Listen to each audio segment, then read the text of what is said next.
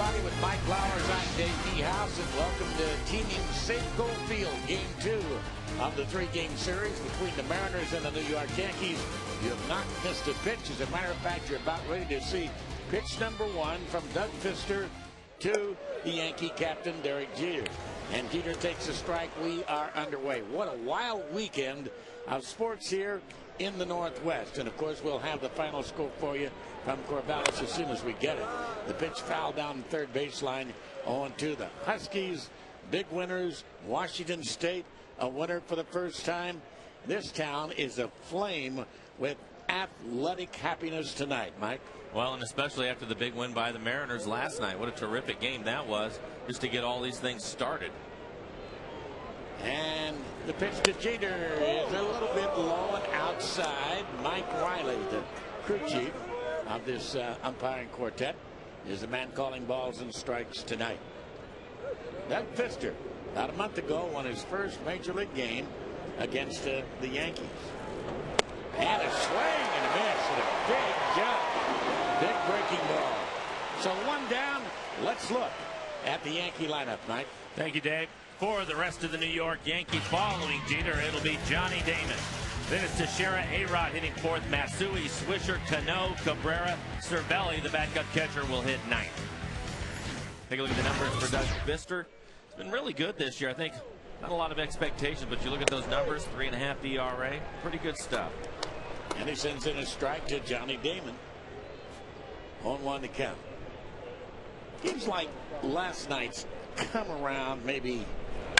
Here's a base hit. Well, I'll tell you, Damon is just red hot. He had 3 hits against Felix last night, and he starts off this ball game, his first at bat, with a clean base hit into right field. But with 2 outs and nobody on, and a Hall of Famer on the mound, and 2 pitches later, the game is over in your favor. That doesn't happen. It did last night. Especially after he ended up striking out the first 2 batters he faced. He looked like he was right on top of his game as Teixeira fouls that pitch off. But what an at-bat. Professional at-bat by Mike Sweeney, coming off the bench, Dave, being aggressive, gets a first pitch fastball for a double. Then, of course, Ichiro jumps on the first pitch to hit the home run and win it.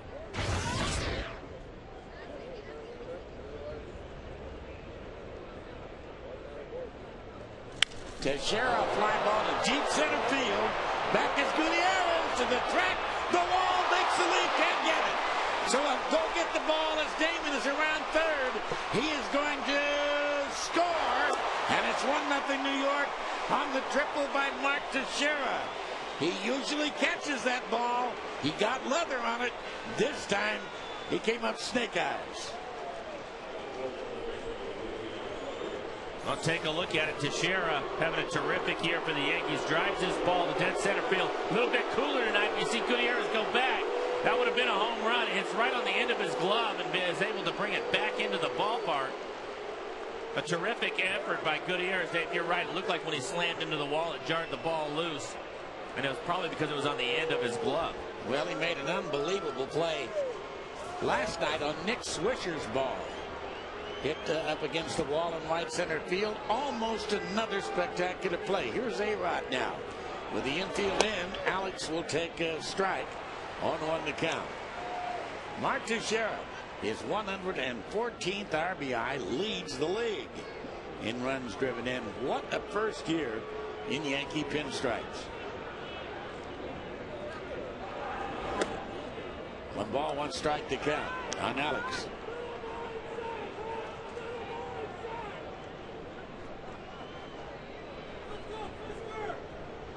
And early in the game, the Mariners infield will play halfway. If the ball's hit hard at him, they'll have a chance at a play at the plate. And a ground ball to third. Backhanded there beautifully by Beltre, and he will throw him out. As the runner Teixeira has to stay at third base.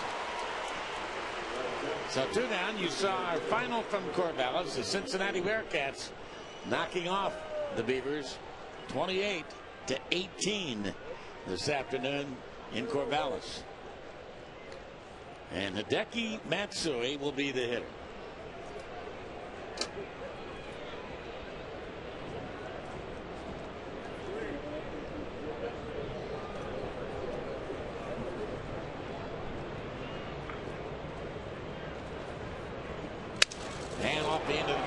That's his bat. Beginning with Teixeira, actually beginning with Johnny Damon. He's got 24 home runs. 24 for Damon, 35 for Teixeira, 25 for A-Rod, 25 for Matsui, 27 home runs for Swisher, 23 for Cano. That's a true murderer's row. No question. And Posada isn't even in the lineup. No, and their leadoff hitter has 17 in Jeter. He's serving the last day of his suspension. And that is high and inside. 1 ball, 1 strike. Hideki Matsui, how many home runs does he have? Well, he's in 5 years with the Yankees hit 137 home runs. And that's a breaking ball inside. In 10 years with the Yomiuri Giants, he hit 332. So he's hit 469 home runs in professional baseball. Not bad.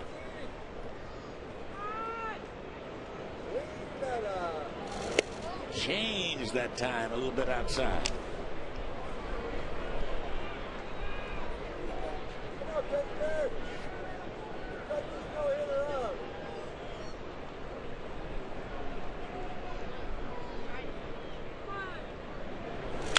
And a hard ground ball foul down to the ball girl. Got a crowd today of almost sellout proportions. I'm saying 43,000 fans here. And one more game between these two teams tomorrow afternoon. Ian Snell against Jabba Chamberlain.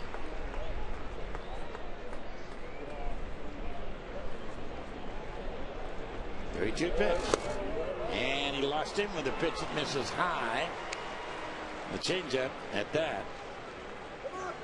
So Hideki down to first base.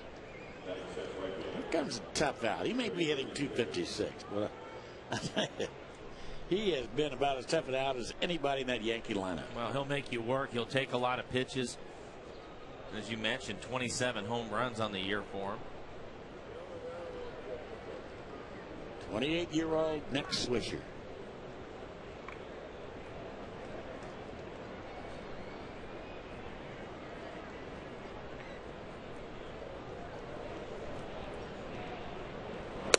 Too high. That's just about Fisher's best gas, 89 miles an hour.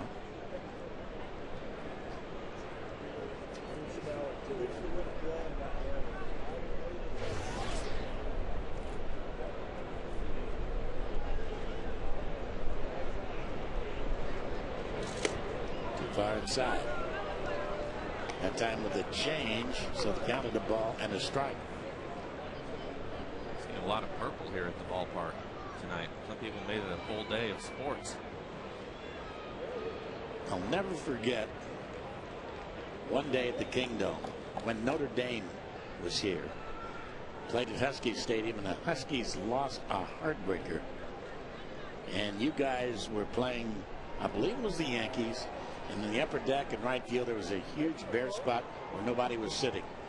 And about 15 minutes after the game started, it was all purple. It all come right from Husky Stadium over to the Kingdome. And I'm sure that's happened here tonight.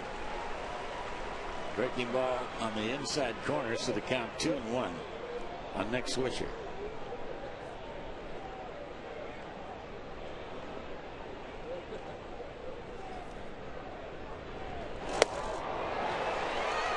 Challenged him. Mentioned Davis fastball, last one up in the zone, 88 miles an hour. It looks harder to hitters, I think. One, because of the movement on it, but two, because he has such a good changeup and is willing to throw his breaking ball when he's behind in counts. You can't just sit on the fastball with him. He'll pitch his way through a game instead of just trying to throw the baseball by you. But I think because he can throw those off-speed pitches, fastball looks better.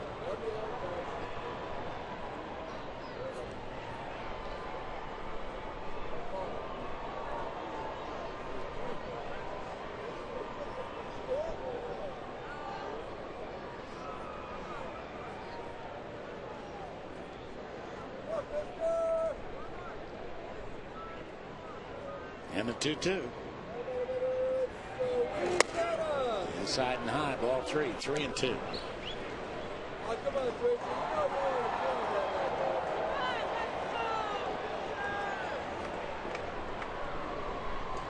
many pitches here in the first inning. Fister, he's throwing 22.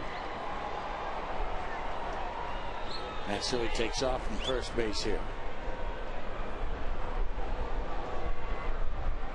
I don't know what he was thinking there.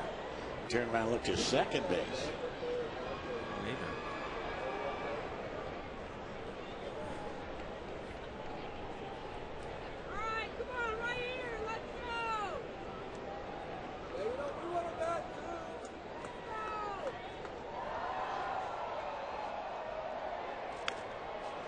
Just a piece of it still alive. And another changeup from Fister.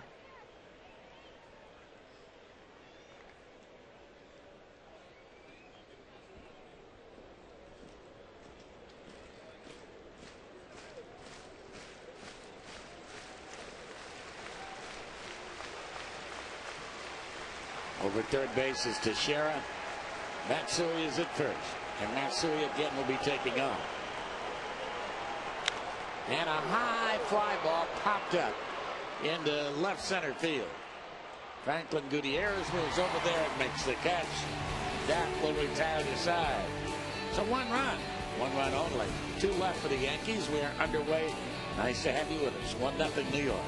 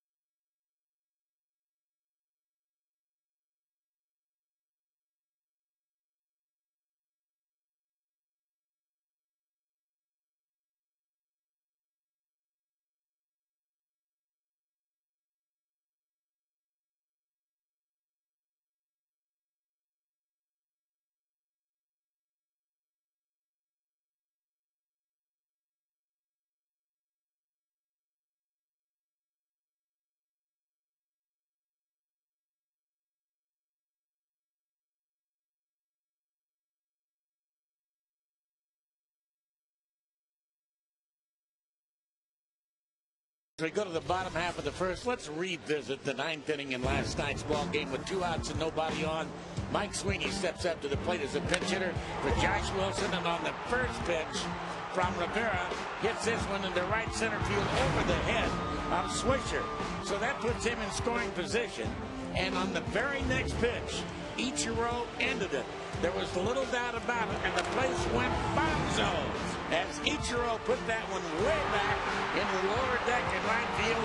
The Mariners had won it 3-2 in one of their most dramatic wins in their history, in their 33-year history. So nice, warm feelings as the Mariners arrived at the ballpark this afternoon, as you can imagine. Ichiro, his second walk-off hit in as many games, and he never ever had one before. That's amazing. So here he is, Ichiro, with a .400 batting average against CC. CC has beaten the Mariners once, he's lost to them once. And the breaking ball is a little bit inside. 1 ball, 1 strike. That's this year. Mariners beating New York, and Sabathia winning here. Yankees won each of Sabathia's 9 starts, and that's foul back behind home plate. So he's doing this year for New York what he did last year for the Brewers coming down the stretch. He has been terrific. And it's the reason why they gave him the contract that they gave him was this time of the year the Yankees expect to be in the postseason. And you take a look what he's done at Safeco Field. Nice ERA at 2.5.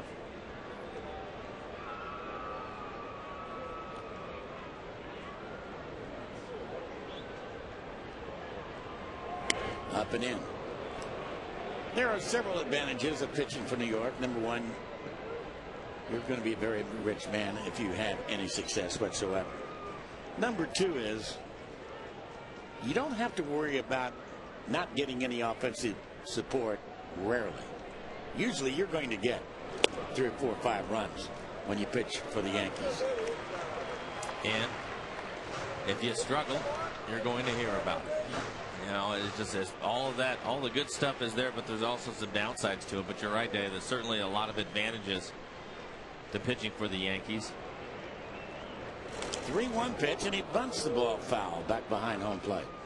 I was wondering a little bit about that when we were, especially early in the year when we heard about the ball flying out of the ballpark at Yankee Stadium. How CC, Burnett, who we saw last night, a couple of the newcomers, how they were going to react to that. But CC's having a terrific year this year for the Yankees.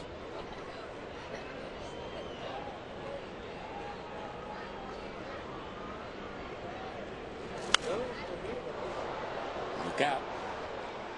Off to our left and back into the stands.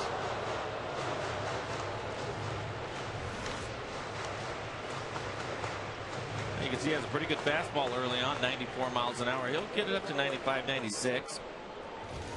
Run 1 changeup so far, and that's it. And that fastball again. At 94 miles an hour.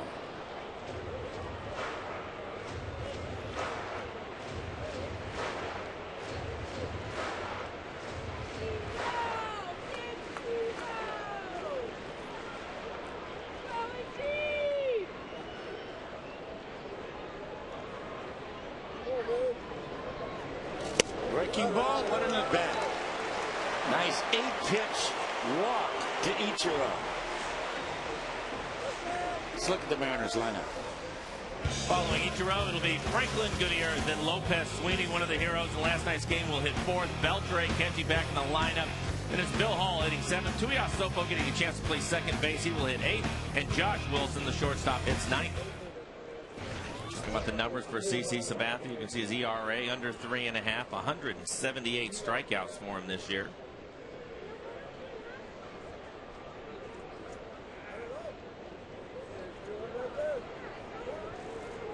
Gutierrez takes a strike on 1.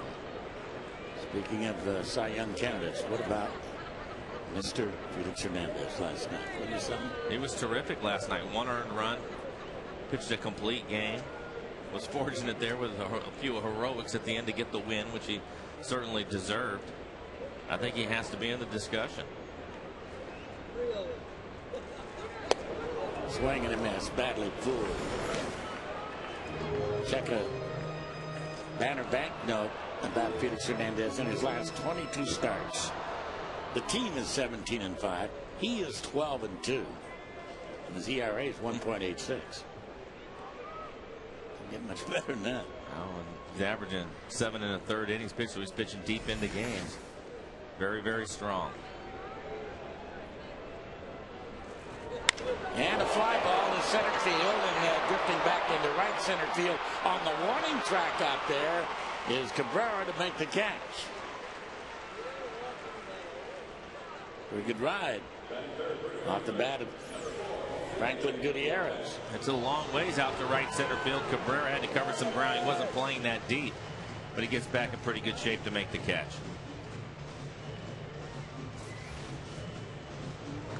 Jose Lopez will be the hitter.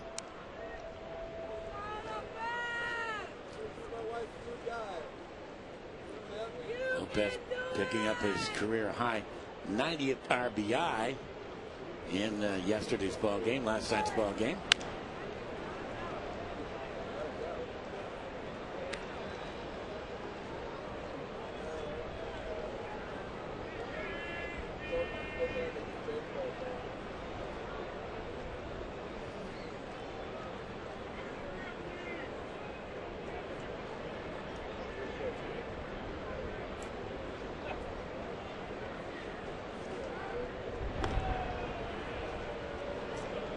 Fall is upon us, and temperature 60 degrees at game time. 10 degrees cooler than it was first pitch last night.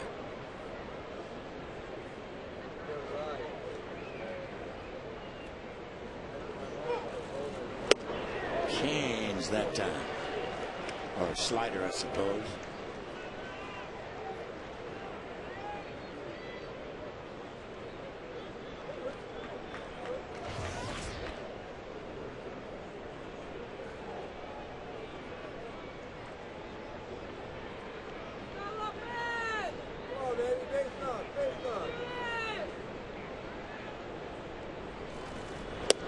Chased the ball, probably was too far low. So down on strikes is Jose Lopez, and with doing well. Well, Sabathia ends up getting him with a good changeup down and away. Jose Lopez chases it. He has all the pitches. He's one of the better left-handers you're going to see. Very good changeup.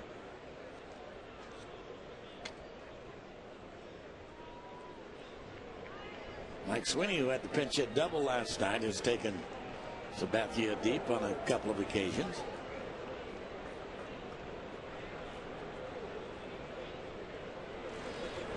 And taps it to the second base.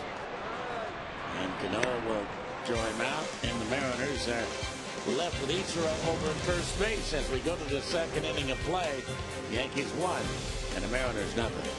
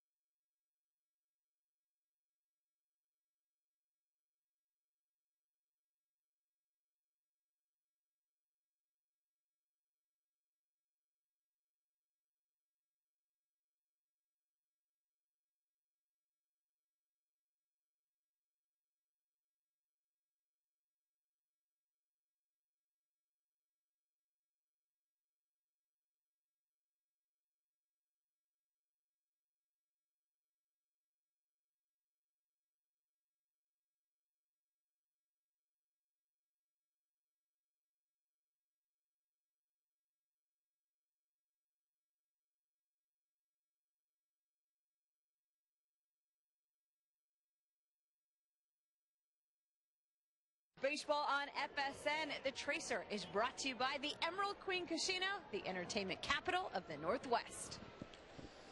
And we move into the second inning of play.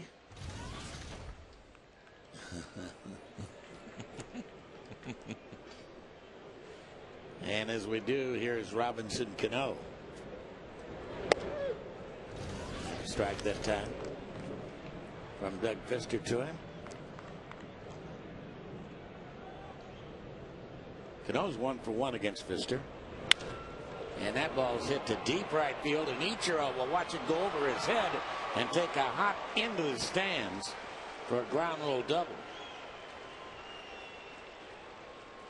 So he's 2 for 2. And he hits this one on a line. Take a look at the swing by Robinson Cano. Does a nice job of staying behind the baseball, right in the middle of the plate. Ichiro gets turned around a little bit in right field, but no chance to get back and make the play. Ball was just hit too hard. And Melky Cabrera will get a chance to drive him in now with nobody out.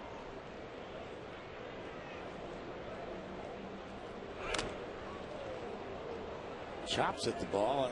He's going to bunt, and he gets the foul ball off Jojima. Man, he's hurt. I couldn't tell where that hit him.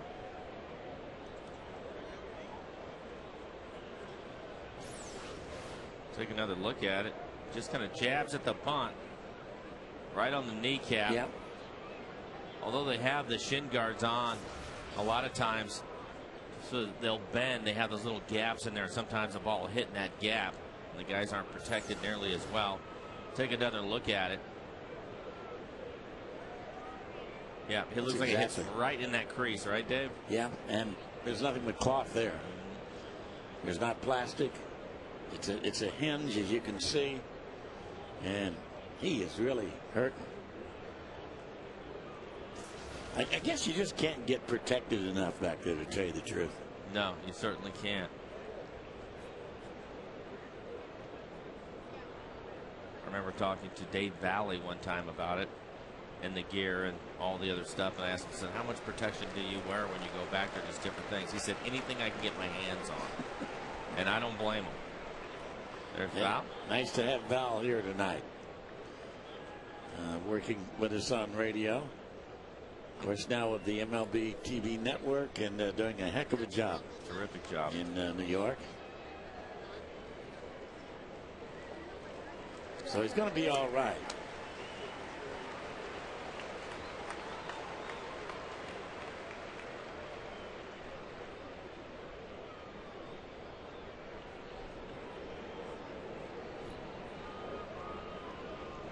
Wonder why he has such a smile on his face when a catcher's in pain.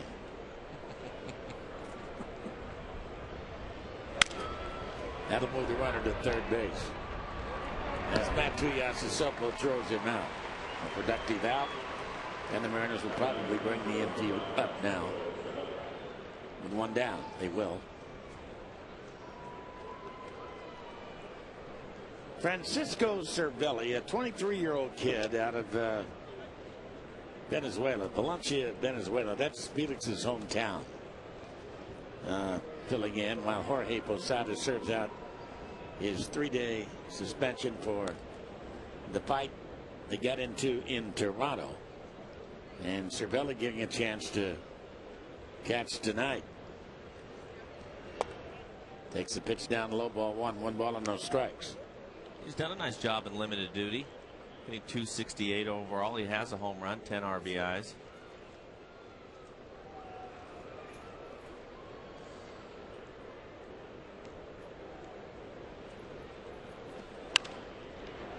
Look out down the third baseline. A ball and a strike.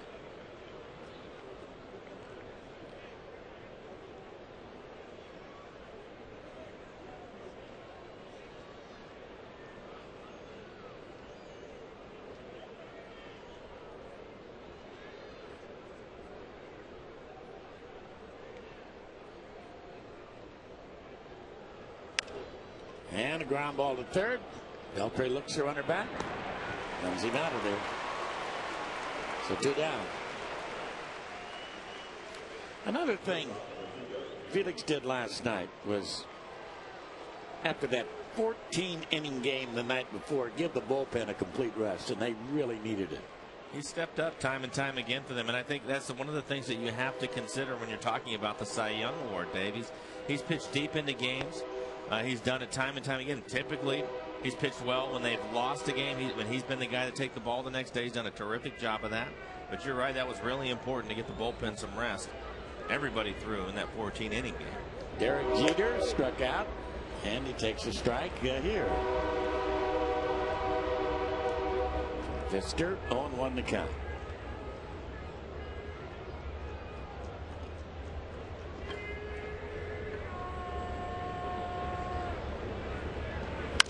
And a ground ball to second. Some pretty fancy pitching that time by Doug Fisker, as he gives up the leadoff ground rule double, and the Yankees can't score.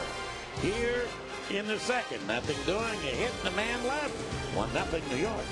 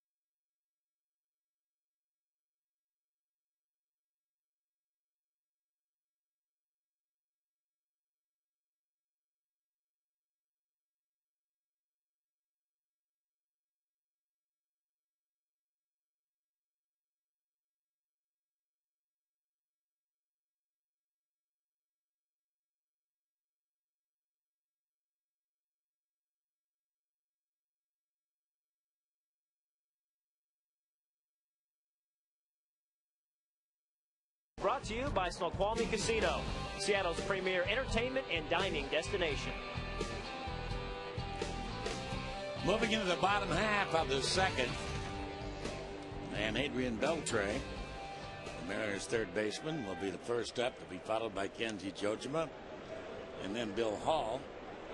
CC Sabathia looking for his 18th win of the year.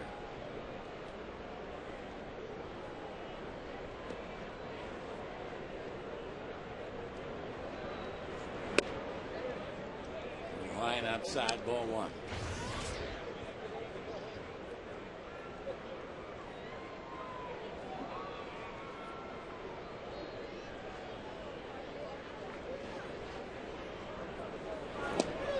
And change. A breaking ball for a strike. Boston no winner today. They've crawled it within 6 of the Yankees. The Yankees have 3 more against the Red Sox in New York.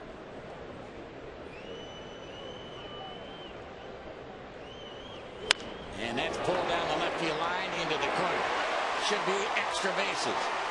On his way for 2 is Adrian Beltre. He will have the leadoff double here in the second. And Adrian Beltre had been 0 for 10 against CC Sabathia. Yes, that's the reason they call them averages. You don't stay 0 forever. Take a look at the swing by Adrian Beltre. Gets a fastball, hits it hard down into the corner. I think sometimes it just means that you're due. Absolutely. So Jojima, who loves to turn on pitches like that and drill that left field corner too, will get his chance here. Apparently his knee's fine.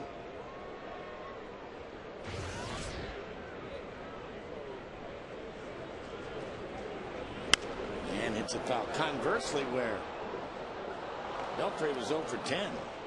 Jojima is 5 for 11. I don't pay a heck of a lot of attention to hitters' averages against pitchers until you get 25 or 30 at bats. I would agree. Absolutely agree with that.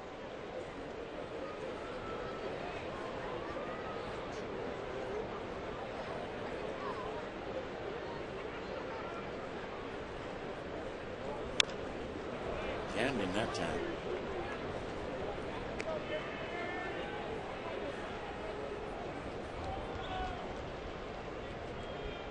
Texas finally beat the Angels 3-2. Texas has not won a game since the Mariners left.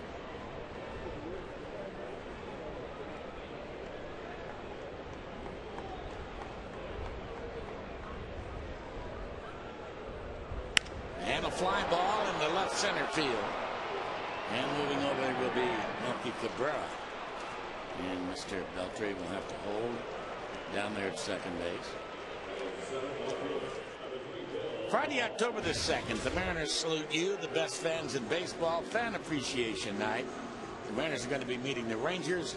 Prizes are going to be given away throughout the game, including 50-inch plasma TVs, Flip HD video cameras, a trip for 2 to Las Vegas, autographed player jerseys, and more.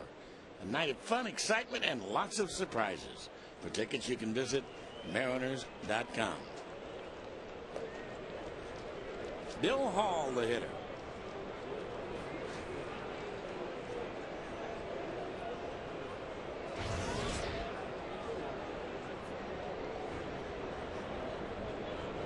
Hall a double in last night's ball game. He's playing with a very sore quad.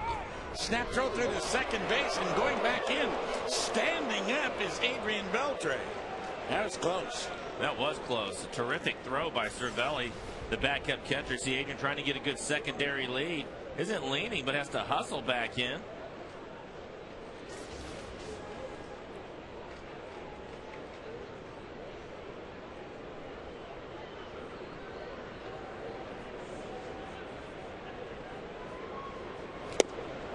Change up.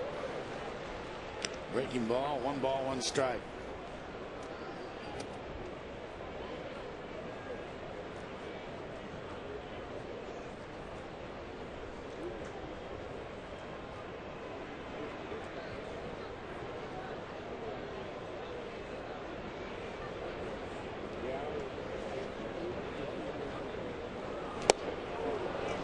Been a little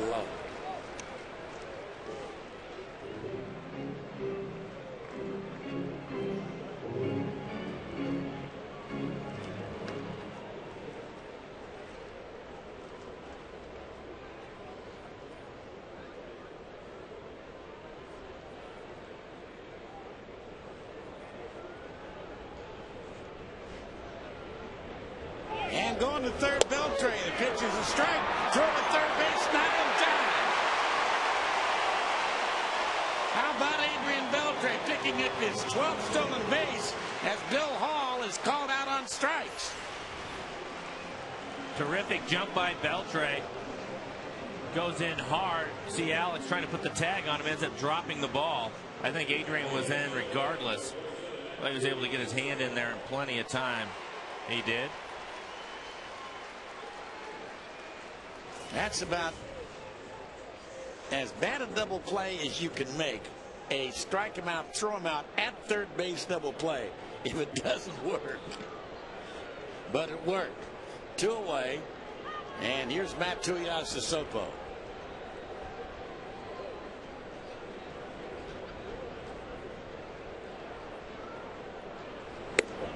Outside.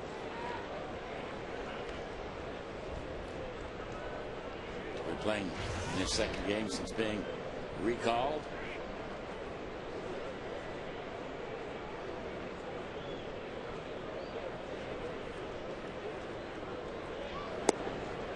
Down low.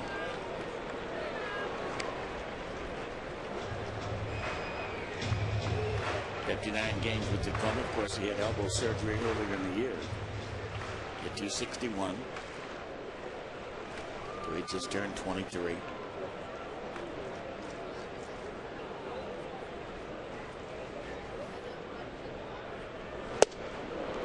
Jumped out of his shoes at that.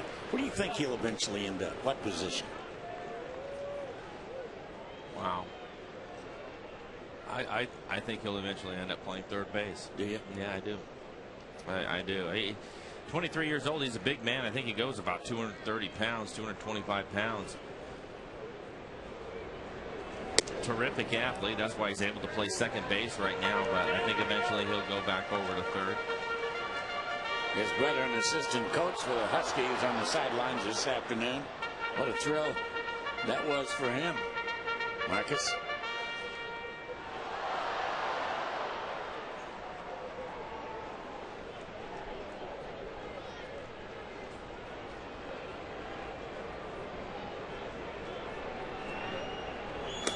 Outside, he lost him.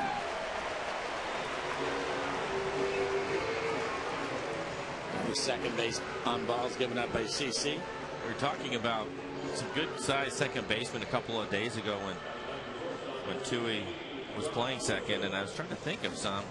One that I can think of probably was a pretty big second baseman, but you would know better than me, would be Bobby Grich. He was a pretty good sized guy, wasn't he? Grich was a good sized guy. I'll tell you another one. You go back when I was a kid. The Cardinals had a second baseman, a Hall of Famer, Red Schoendienst, and he was, 6'1", 6'2", something like that, slender, and an outstanding second baseman.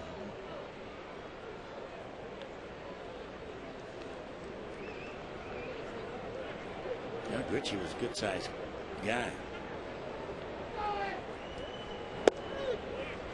Josh takes a strike, going one.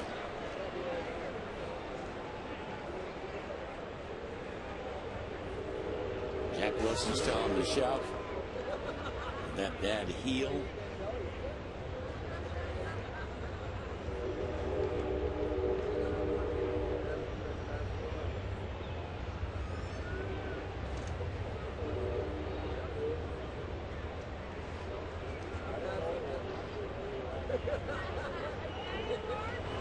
And that's down low inside. Russell Branyan back in Tennessee might be watching us tonight in the Major League Baseball package, and we wish him well as he's going to be joining the ball club down in Tampa, and hopefully going to be doing some work with his own private therapist, and maybe be back when the ball club in the lineup when the ball club gets to Toronto. And a ground ball just foul. The Mariners have missed him, but they played well. They've held their own without his power.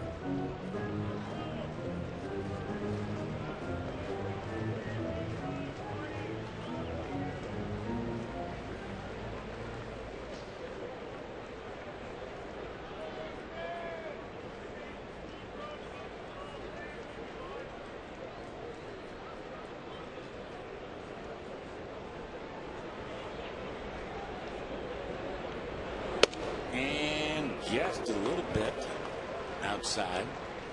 And I'd take that pitch. Mariners making Sabathia work here in the second inning. 19 pitches for him so far.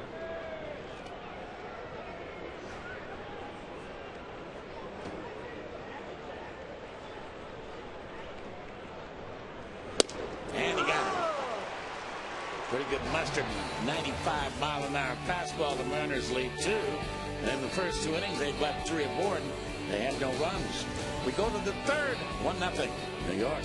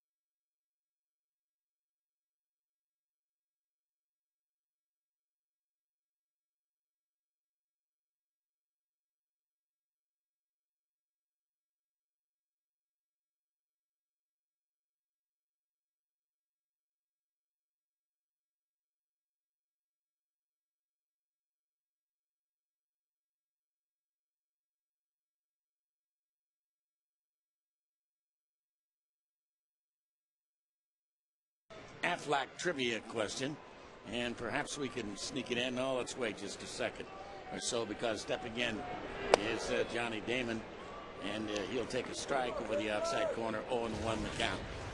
We'll get to our Aflac trivia question in a moment. And a change, and a swing and a miss. 0-2 the count on Damon, who singled sharply into right field and scored the only run of the ball game so far. Down the third baseline. Man, is he hot. He just pecks at you, and he's got himself a double. The opposite way, right inside the third base bag. Pretty good pitch by Doug Fister. It's away, running from him. You can see he has to reach for it. And when things are going well, you get base hits like this right inside the bag. Nothing that Beltre can do about it. So, Teixeira, who hit one almost out of here, off the glove of Gutierrez in the second for a triple, is the hitter. And Mr. RBI, he is indeed leading the league, taking a strike on 1.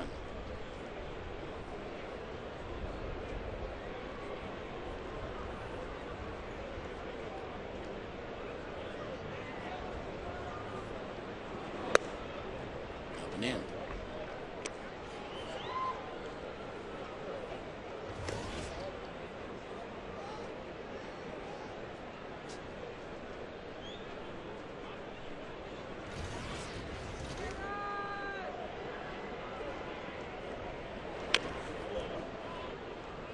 Another 89-mile-an-hour fastball, and a ball and 2 strikes.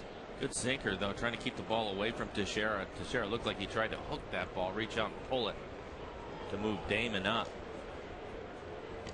He's just off the plate away.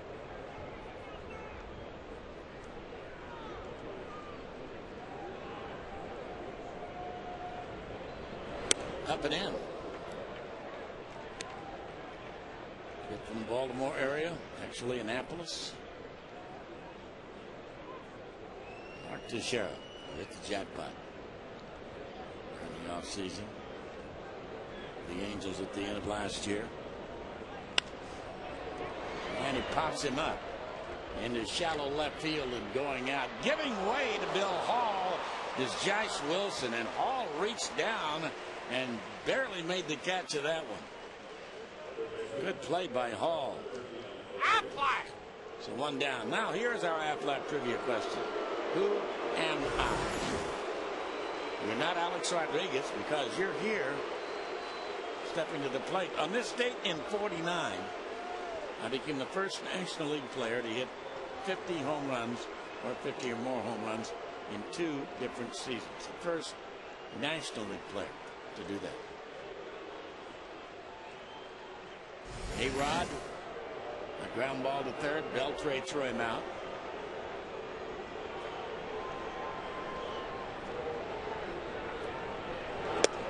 And the breaking ball is a strike to him over the outside corner. Any ideas? I have an idea. My guess would be Ralph Kiner of the Pittsburgh Pirates. I would agree. I think that's a great. I have no idea. No, I think that. No, I would agree with you. Hall of Fame.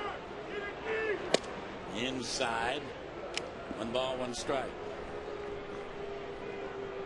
Turned out to be an outstanding for many, many years broadcaster with the New York Mets. Married to a lovely tennis star named Nancy Schaffy.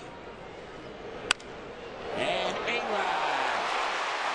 How about that one? How about that double play? Well, I'll tell you, Doug Fister is living a charmed life. Look at this, a line drive, backhanded at second base by Tuiasa Sopo. He gets up and runs it to the bag, and they get Damon off the sack. Living a charmed life. Still 1-0 New York.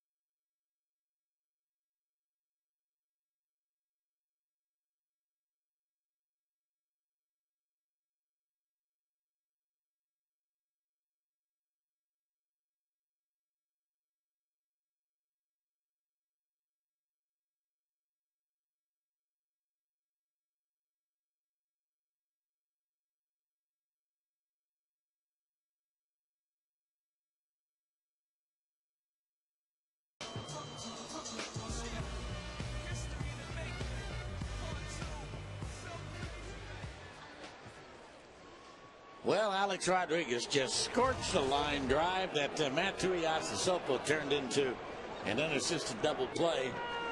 And a 0 up on the board for New York is Ichiro. Up for the second time, bangs one into right field for a base hit.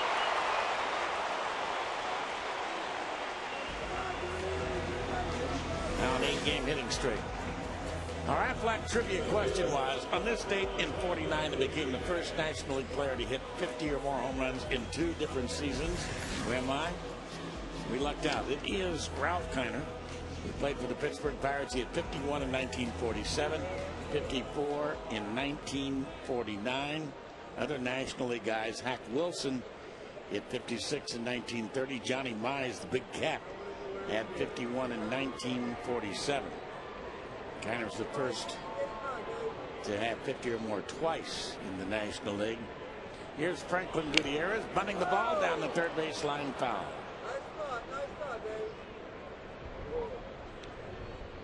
Ralph Kiner, not that many home runs, really, not by today's standards. 69 home runs, 1,100 RBIs, elected to the Hall of Fame in 75. Started broadcasting in 61 with the White Sox and then went to the Mets in 62 and still makes occasional guest appearances. He must be here for the duration. Kind of one of my long ball heroes as a kid. Is that right? Man, yeah, I remember him with the Pirates. Long ball after long ball.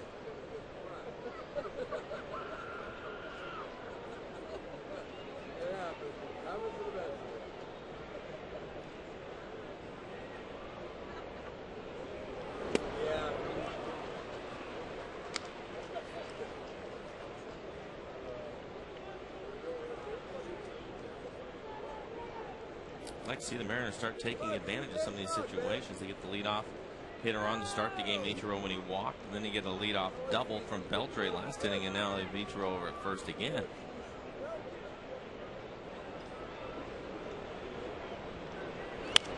And that's hooked foul.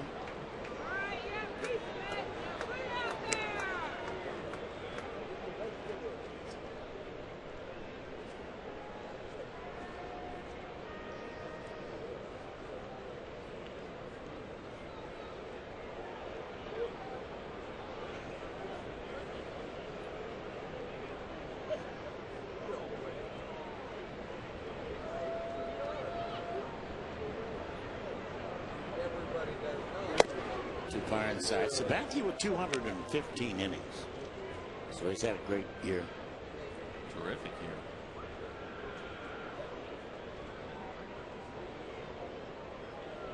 Look at that man. Speaking of good years, Felix Hernandez. Let's be on display, I guess, in Tampa, right? Swing and a miss. That ball is down low and outside. So Franklin Gutierrez, strikeout victim number 4. And Jose Lopez, the hitter. Tomorrow afternoon, they're going to come out here. Mariners going to be hosting the Yankees. The first 15,000 fans taking home a Safeco Field 10th anniversary reusable grocery bag with a certificate inside for a free, energy-efficient light bulb, courtesy of Seattle City Light.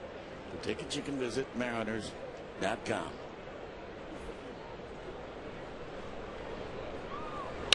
Lopez toward the hole, and right there is Jeter, and the throw back to first. Not in time, not quite in time to get the double play.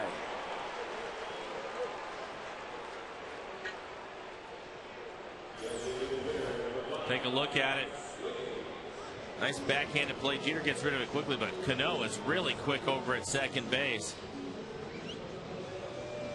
Looks like maybe the Mariners got away with one there. Yeah, I think they did. Teixeira was heading over toward the dugout. See if Mike Sweeney can make him pay for it. Take advantage of that.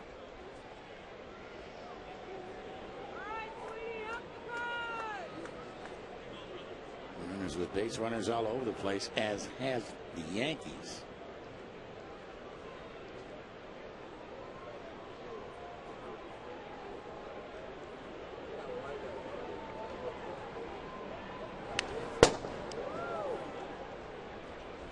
Last ball to Sweeney, and he fouls it back. Up out over the plate. Good pitch for Mike to hit.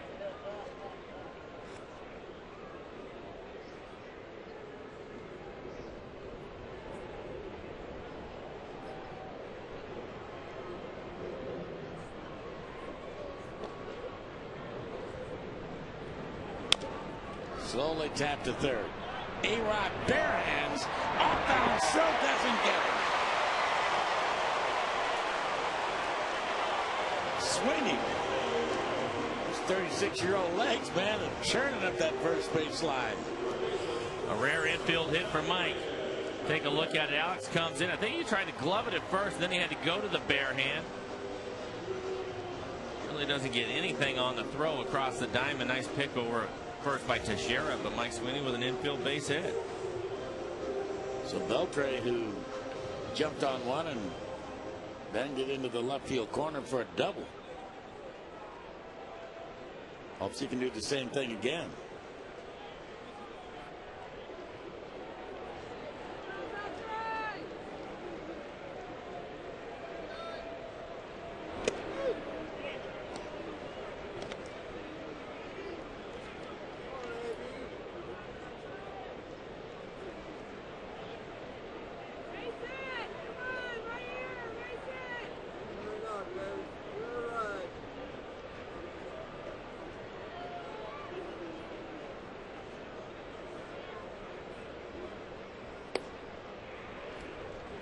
One.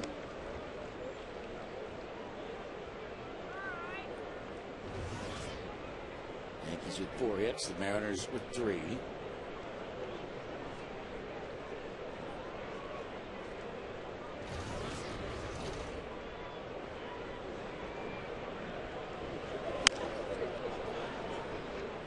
Got him a change way out in front of it that time. Sabathia seems to be throwing more changeups in this game than what I remember. That pitch in the middle of the plate, Adrian out in front of it.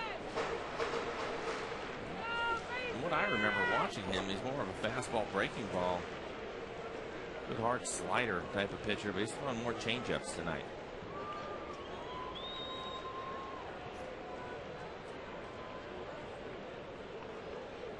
Shaking off Cervelli about 2 or 3 times if that's what he's doing. And Beltre steps out for a second.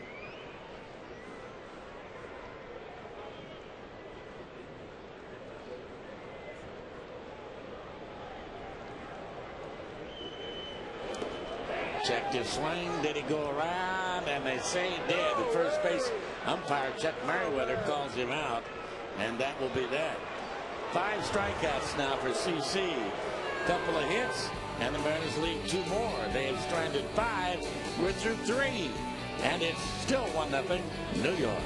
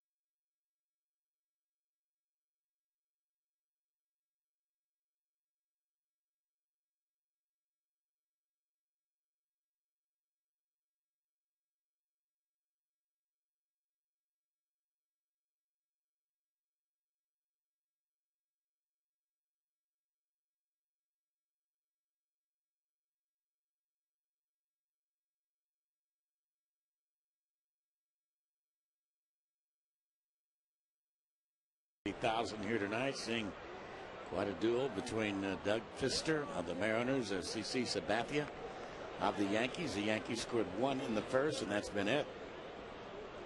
And Hideki Matsui will step in and lead it off. We got a little bit of missed beginning here right now. The delivery is a strike on the inside corner, 0-1 the count.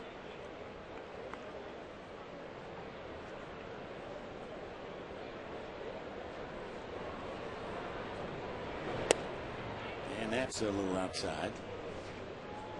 A ball and a strike. Not bad. 12 of 14. It's terrific. Doing a nice job of working ahead of the Yankees.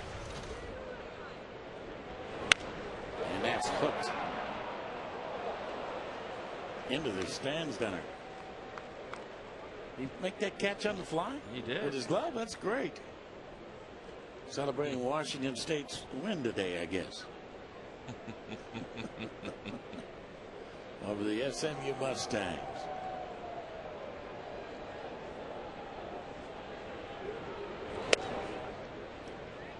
Two and two.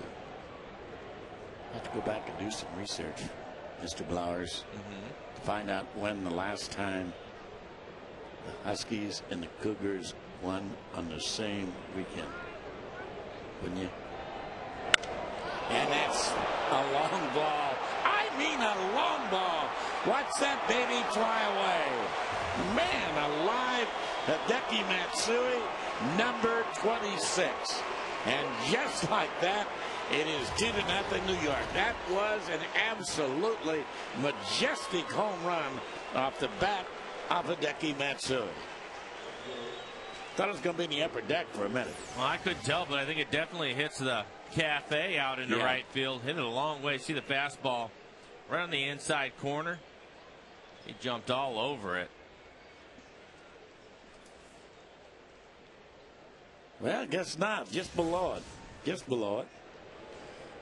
They're saying 408 feet. And Nick Swisher is the hitter. And he pops this one up. Ichiro will have an easy play for this one.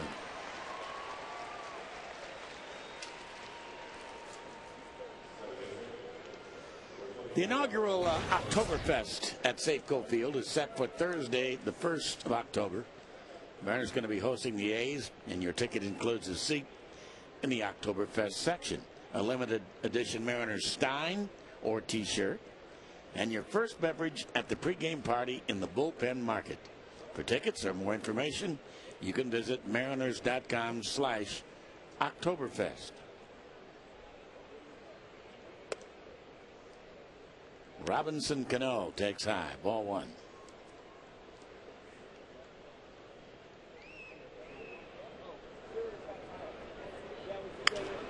And a high foul off the third base side. You ever go to Oktoberfest in Munich? No, never. You? No, I've been in Munich, but not for Oktoberfest. Yeah, no. Must be a crazy time.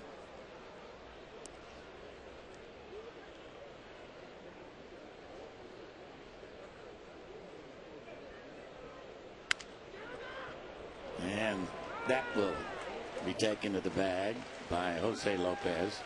Cano's gone. You ever had one of those big steins with the warm beer in it?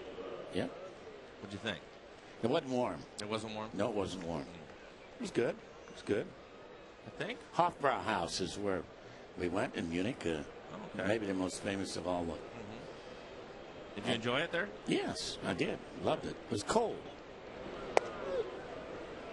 It was a strike at the knees. It was in November, and it was very, very cold, but very, very interesting.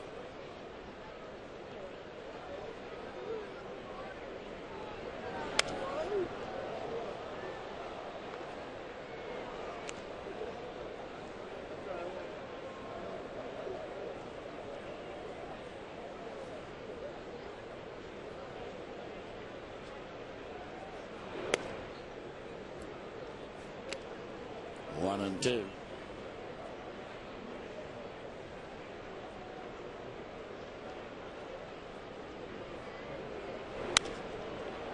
And that's down the left field line. Is it playable? It is. And it's caught in fair territory down there by Bill Hall. So here in the fourth, a long Hideki Matsui leadoff home run, and the Yankees lead is now 2-0.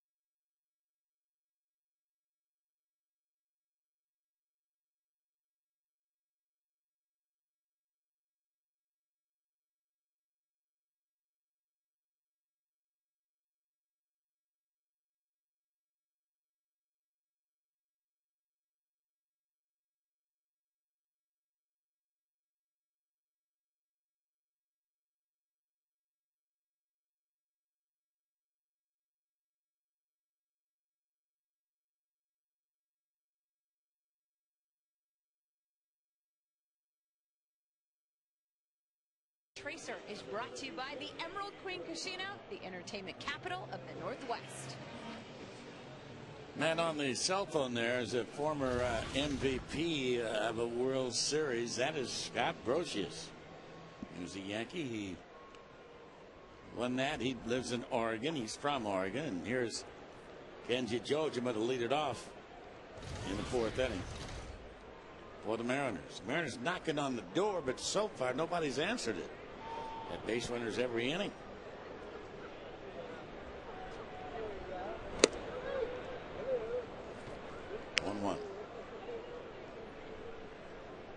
Tough to bunch those hits together, isn't it, Dave, off of CC Sabathia? It's a tough one, there's no doubt about it. 1-1. Cool night. Temperature probably in the high 50s here this evening, 60 degrees at game time.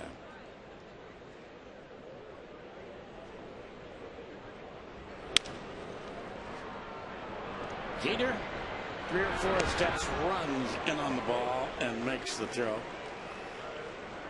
The Yankee captain has Jojima 1 down. And the final meeting of the year tomorrow between the Mariners and the Yankees. Ian Snell against Jabba Chamberlain. Be with you at 12:30 in the afternoon, and then the Mariners fly down to Tampa, Florida. Actually, St. Petersburg, Florida, for 2 games on Tuesday and Wednesday, then up to Toronto for 4. And the travel for the year will be over. Mariners' final week of play is against Oakland and Texas here. Bill Hall, 0-1. A good year. Really has. It really has.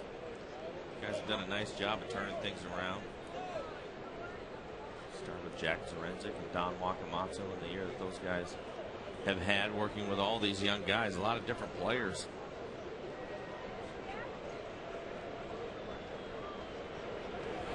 Yeah, you know, when you consider that this all started in last October when they hired Jack Zarenzik, they didn't know Jack Zarenzik that much. He was recommended by a few people. He was with Milwaukee.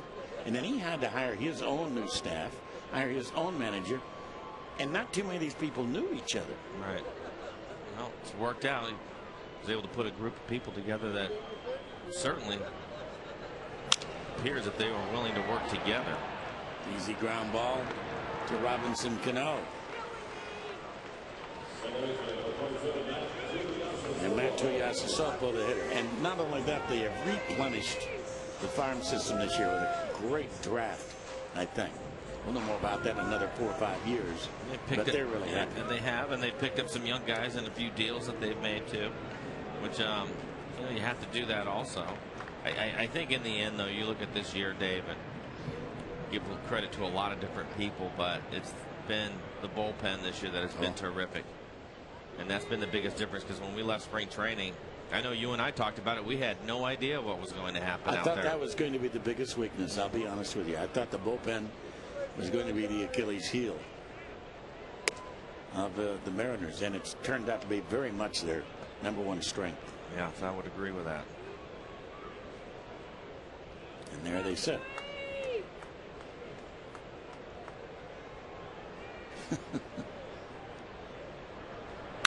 And that ball to the tee shot into left center field.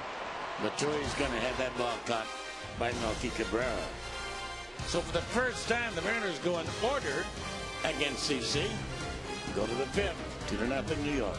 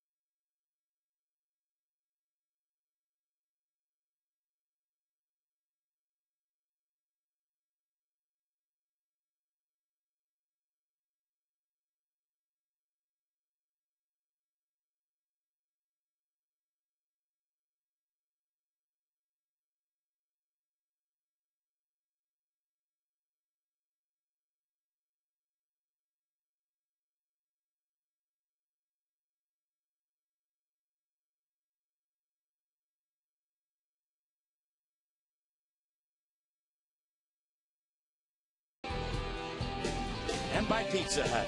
Get loads of melty cheese with a stuffed, crushed pizza. Only from Pizza Hut. We're moving to the 5th inning of play, and this is Francisco Cervelli, the catcher. Ball 1 to him. 1 ball and no strikes. Cervelli hit a ground ball to Beltre.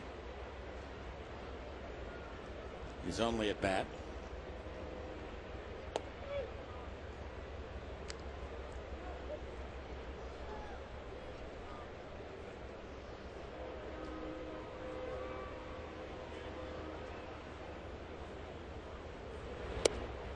And he's missed with his first 3. They want to walk the number 9 hitter.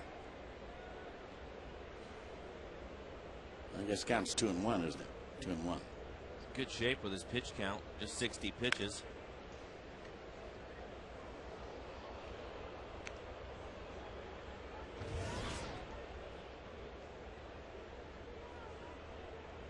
Struggled in the first, as you can see, and then has really settled down.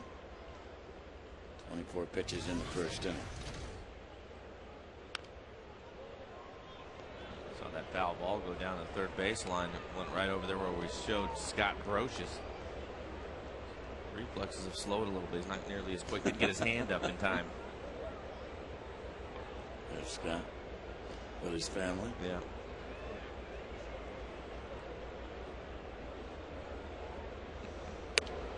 Checked his swing, and he didn't go. Full count, 3-2.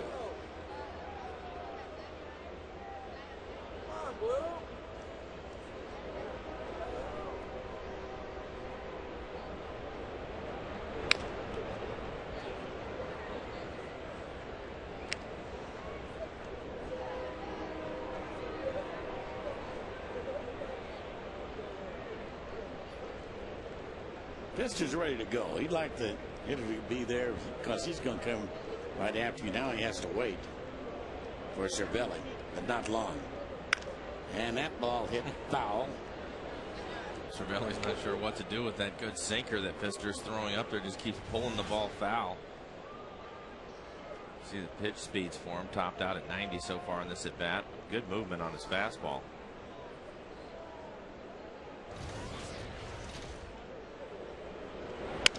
And a line drive to center field. Base hit. Squared that one up beautifully. Missed with that last pitch out over the plate. He could handle.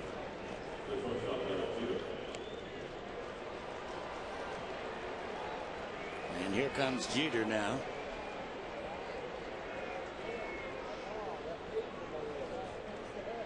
Jeter with 2,730 hits, more than any Yankee in history.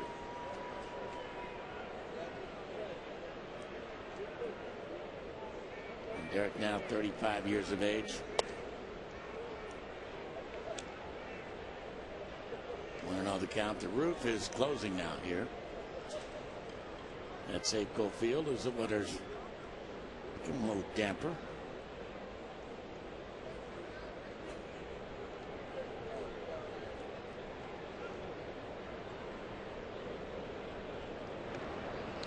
Like out at your house, but down in the South Sound, we had a bunch of rain last night. Did you get a bunch of rain? Yes, we did.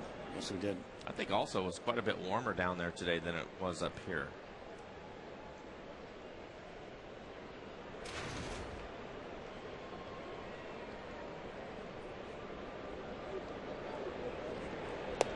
Nice change.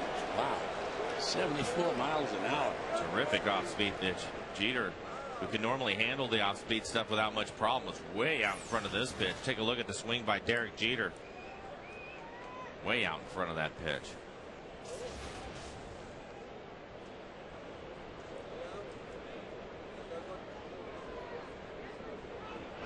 And a one-hopper on into center field with a runner going. Cervelli. But Cervelli will stop at second base. A little hit and run. Ball hit too sharply into center field. Cervelli, the catcher. And the Yankees now with runners at first and second. Nobody out here in the 5th. Because it was hit so hard. Cervelli, even though he was on the move, wasn't able to go to third.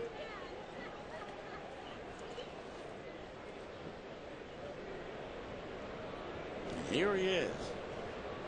Down at Damon. who is 5 for 6 in this series so far. Let's get some movement out in the bullpen. It looks like it'll be Vargas starting to loosen up. There's Jason.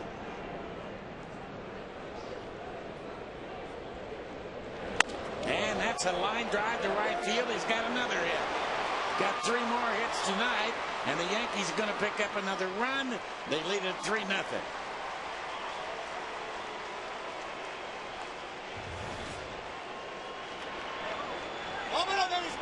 And they're not watching. They're swinging early in the count here in the 5th. Well, Doug has been around the plate. We've shown you how many first pitch strikes he's thrown in the game, and Johnny Damon, who has been really hot. That's his 6th hit already in 2 games against the Mariners. 3 for 3 so far in the game today. So Damon has been the man. Here comes Adair. Look at Adair, the Mariner pitching coach. Go out and buy some time for Jason Vargas to get loose.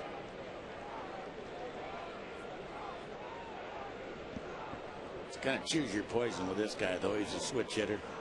Doesn't make much difference.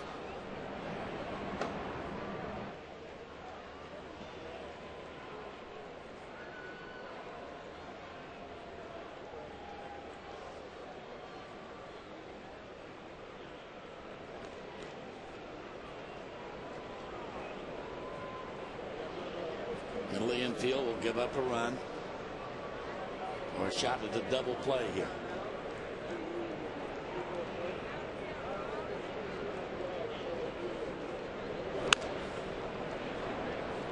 Starts him off with a straight change.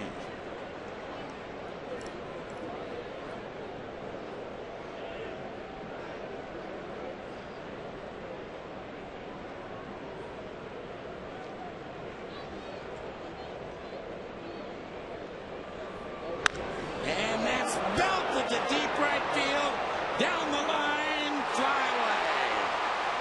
3-run home run for Mark Teixeira. And just like that, it is 6-0 New York. For Teixeira, his 36th home run of the year. A line drive to right field. And still nobody out here in the 5th. Well, take a look at, he's out in front of it. He's strong, though. Hits a line drive. Looked like it hit the fencing on the other side of the fence and bounced back into the ballpark. Ricocheted back off the top of the fence out there. Hit that screen. So he had just enough of it to get it out of the ballpark. So 6-0 New York. And the pitch misses to A-Rod. A-Rod hit that line drive. It was turned into an unassisted double play in the 3rd. 1 ball and 1 strike to count. Mark Teixeira now with 117 RBIs.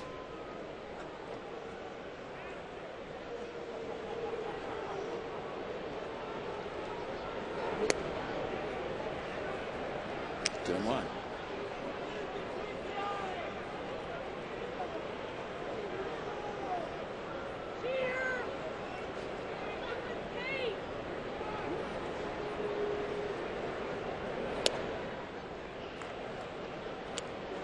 Count, and he's given up now 9 home runs in his month here, a little bit more than a month here.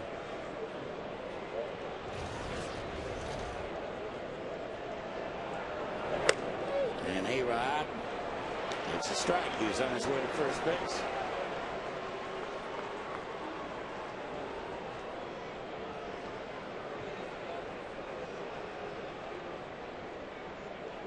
And he misses inside, ball 4. And with Matsui coming up, my guess is that will be it for Pfister. Here it comes. So here comes Don Wakamatsu, and Pfister can last only 4 innings. Can't get anybody out here in the 5th. And Jason Vargas will take over, and we'll be right back.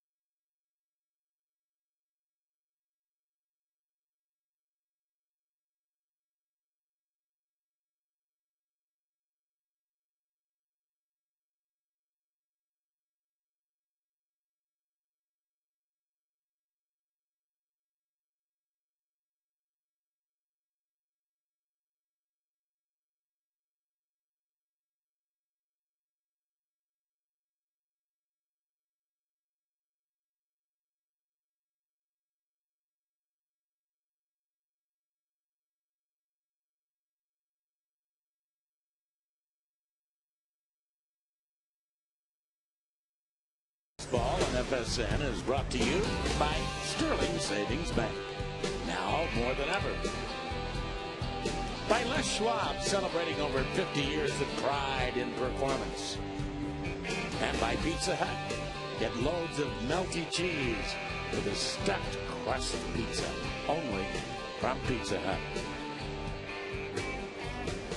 So Mr. Pfister's driven to cover here in the 5th inning. It all started out with the Cervelli base hit up the middle. And then on the hit and run, Jeter a base hit. Then Johnny Damon had his 3rd base hit, driving in a run. And Teixeira unloaded. And then after Alex walked on a 3-2 pitch, that's it. So a real struggle for Pfister tonight. It's one of the reasons, Dave, why they say that the Yankees have the best club. As you look at the numbers for Doug Pfister, 79 pitches for him in the game. Is he threw a lot of strikes. Out of the 79 pitches, 53 of them for strikes, but it's the quality of those strikes. And if you start missing your spots a little bit, the Yankees will put it on you in a hurry, and that's what they've done here in the 5th so far with the 4 spots, nobody out. Matsui hit a 408-foot home run, leading off last inning. And Vargas is on the inside corner with a strike on 1. Hideki also walked in the 1st inning.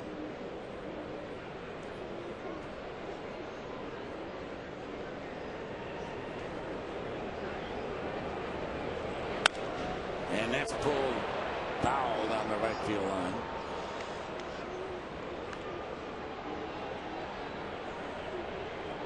Yankees on a brief West Coast tour. Here 3, and then 3 in Anaheim.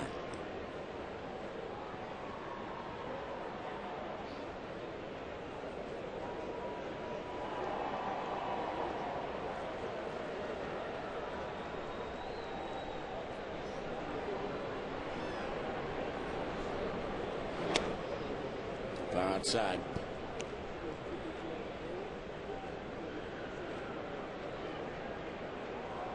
I guess you would have to say this is a club to beat for it all. I think so. I think at this point you look at what they've done this year, how well they've played in the second half of the season with the momentum that they are going to have going into the postseason. I would say yes, this is the club.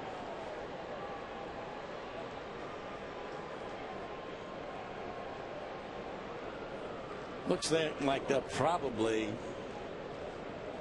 be playing the Central Division champion, which will probably be Detroit. Although that's not etched in stone yet. 2 balls and 2 strikes. Minnesota making a run at the Tigers.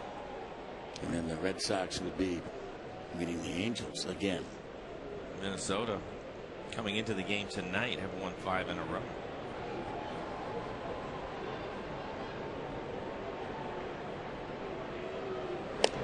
Chased a bad ball, and down he goes. That's out number 1 here in the 5th.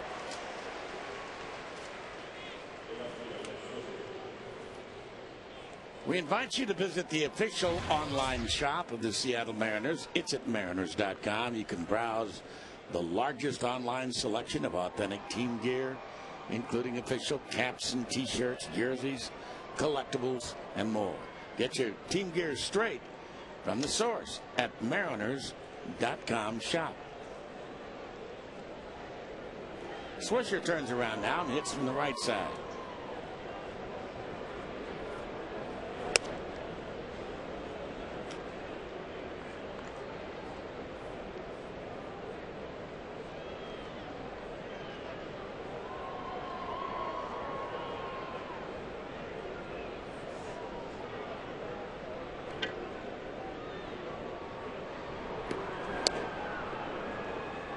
That's a little bit outside.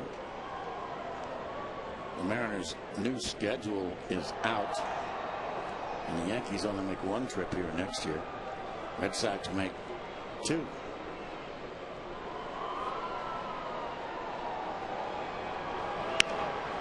Slowly hit to second. There's 1. Relay back to first. Nicely done, the double play. But the damage has been done here in the 5th inning. As 4 come across, as we go to the bottom half of the 5th, the Yankees enjoy a 6-0 lead.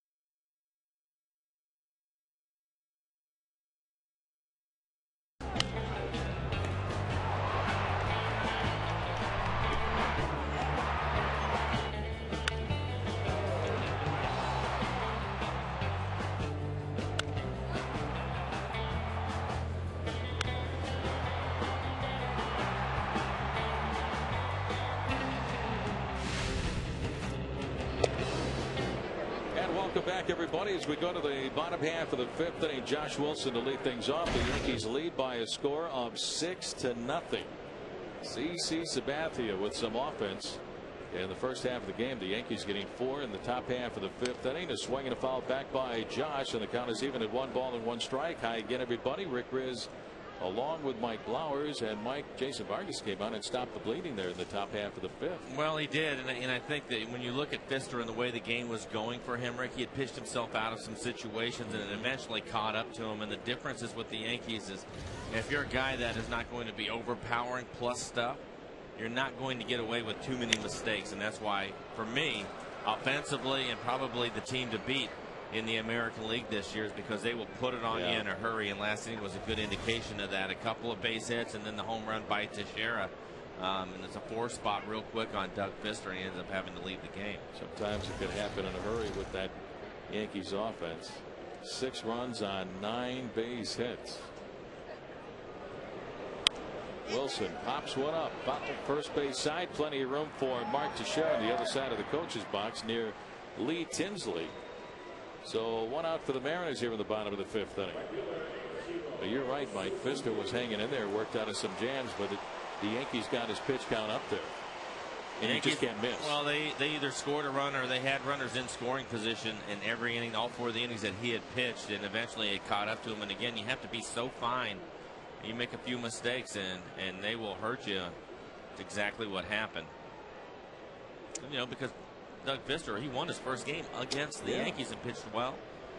I think he was down more in that game, probably had a little better command of his breaking ball and his changeup, and tonight he was a little bit off. It ended up hurting him. Yeah, in that game, he, by the way, it was his first major league win and his second major league start. He went 7 innings, but he didn't walk anybody and struck out 4. Ichiro takes inside for ball 2, 2 balls and no strikes. Mike, congratulations to your Huskies. They win against number 3 ranked USC. 16-13 last second field goal. See a lot of purple hair in the ballpark tonight. Fouled back by Ichiro, 2-1 the count. Time now for our U.S. Marine Corps leaders of the game. How about this upset? UW over USC 16-13. What a win. That really had to pain Curtis down in the truck to put that note up there for us. However, the Cougars won today. I agree. They beat SMU in overtime 30-27. So a big college football Saturday afternoon with both the Huskies and the Cougars winning today. Wonder how SIU did, the Salukis. Nobody cares but me. Well, if you care, why don't you find out what the score is? I guess I don't care that much. I guess you don't.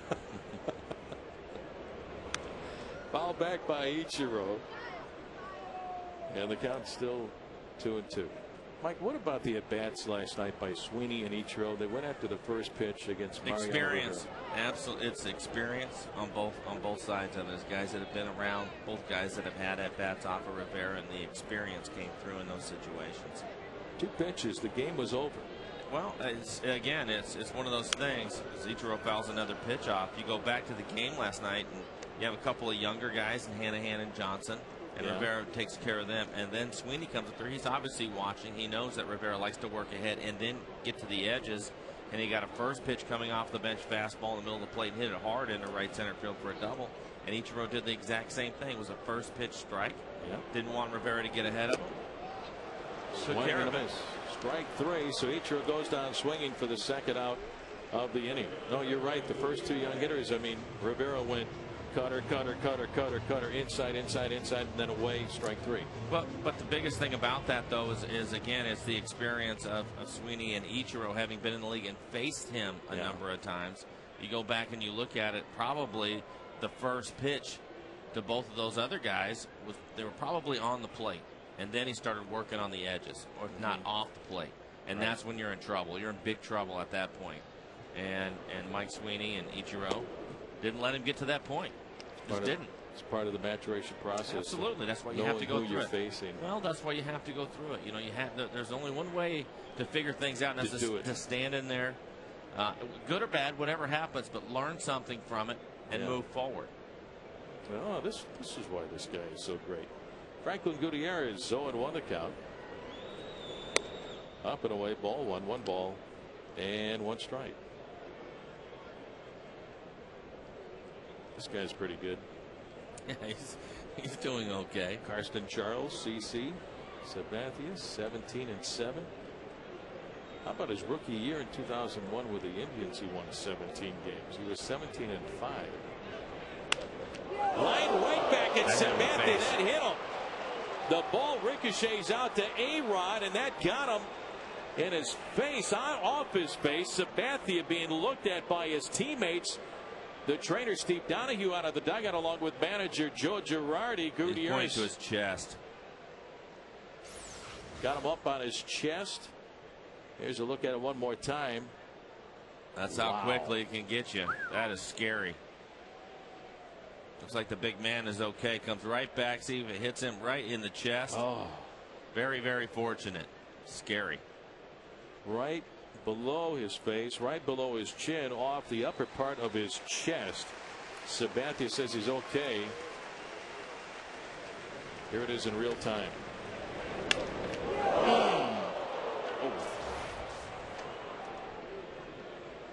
Gutierrez at first. Tough kid, Mike. Take a look and see if it bothers him at all now, having to go back up on the mound and start throwing some more strikes. 1 on and 2 outs for first baseman Jose Lopez. Down and in, ball 1. Now through the years we have seen some scary sights with line drives right back at pitchers, and Sabathia, Mike, just didn't have time to get his glove up for self-defense. So many times, Rick, you see pitchers when ball goes by him into center field and you see their glove and it looks like, you know, they just missed it. You go back and you see a side replay, the ball is so far past them, by the time their glove gets up, they had no chance. That's how fast. I mean, you know, he's throwing, I don't know, 93, 94 miles an hour. That thing's coming back at him over 100. And he's not in a good position to even try to protect himself. It's dangerous. He's not 60 feet 6 inches away anymore either with that follow through. Jose Lopez 0 for 2. Swing and a miss, and there's that off-speed pitch that Sabathia's thrown very successfully. I was saying earlier, Rick, that he's had a terrific changeup tonight, and I think for me, for the amount of times I've seen him pitch, I think he's throwing his changeup more tonight than I've seen in the past. He's typically a fastball slider guy with mixing in his changeup. He's gone to that pitch a lot tonight. And Cervelli, the young catcher back there, I'm sure they've talked about it. He says, listen, you have a good one going, keep throwing it, keep throwing it, keep throwing it, because it's working for him. Is that something that he possibly had in his previous start, or did they take a look at the videotapes of theirs and say, okay, this is the way we're going to try to attack these guys? Maybe both. Maybe both, Rick, but I think the bottom line is this ground ball gets hit the third. It's fair ball. A-Rod off balance throw first, and it skips on by Teixeira around the third. Gutierrez, Lopez to second. Franklin running through the stop sign, the throw to the plate, not in time, and it gets over the head of Cervelli. Franklin Gutierrez scores, and the Mariners are on the board. On that little bouncing ball along the third base line, Alex Rodriguez throw getting by Teixeira, and it's now the Yankees 6 and the Mariners 1, and then finally the Mariners hit the old pay station. We'll take a look at it. Lopez out in front of this pitch, just chops it down the third. Alex with plenty of time throws a sinker, a nasty one, hits right on the cut of the grass. Franklin Gutierrez coming all the way around and scoring on the play. So the Mariners get on the scoreboard. Good hustle by Franklin Gutierrez, and it's 6-1 New York. And Lopez winds up down at second base on the throwing error by Alex Rodriguez. 2 outs, and here's Mike Sweeney. Way outside, ball 1. Mariners have had some previous chances, but couldn't cash in the second or the third, trying to add another run here in the bottom of the 5th inning with 2 outs.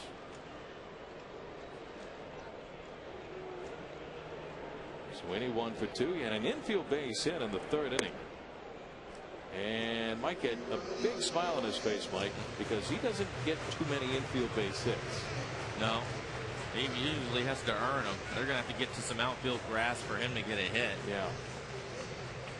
Time is called. Cervelli, the young catcher, heads out to have a talk with CC Sabathia. Getting back to what you were talking about, though, Rick, as far as his changeup goes tonight, I think it's probably a combination of the two things you were talking about. But that being said, sometimes you have a pitch, and if it's your second, third, or fourth best pitch on a particular night, you may not have a good breaking ball. So you try that one, and that one's working for you. And so you stay with it on that night. Now, will he do that all the time? Probably not. Sweeney pops one up foul first base side near the seats over to Teixeira and reaches into the crowd. Does he make the catch? And yes, he does. Teixeira reaches in near the rolled up tarp into the front row, and he comes away with a baseball, and that is out number 3. Well, the Mariners get a run on the air by Alex Rodriguez, and after 5 innings of play, Yankees lead 6-1.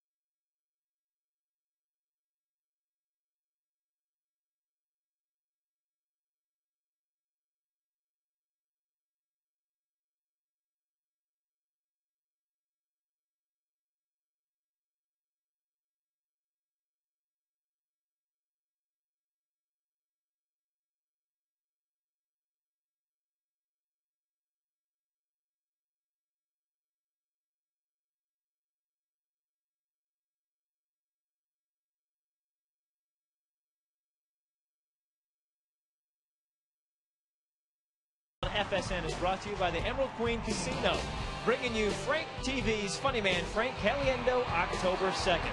For tickets, go to emeraldqueen.com.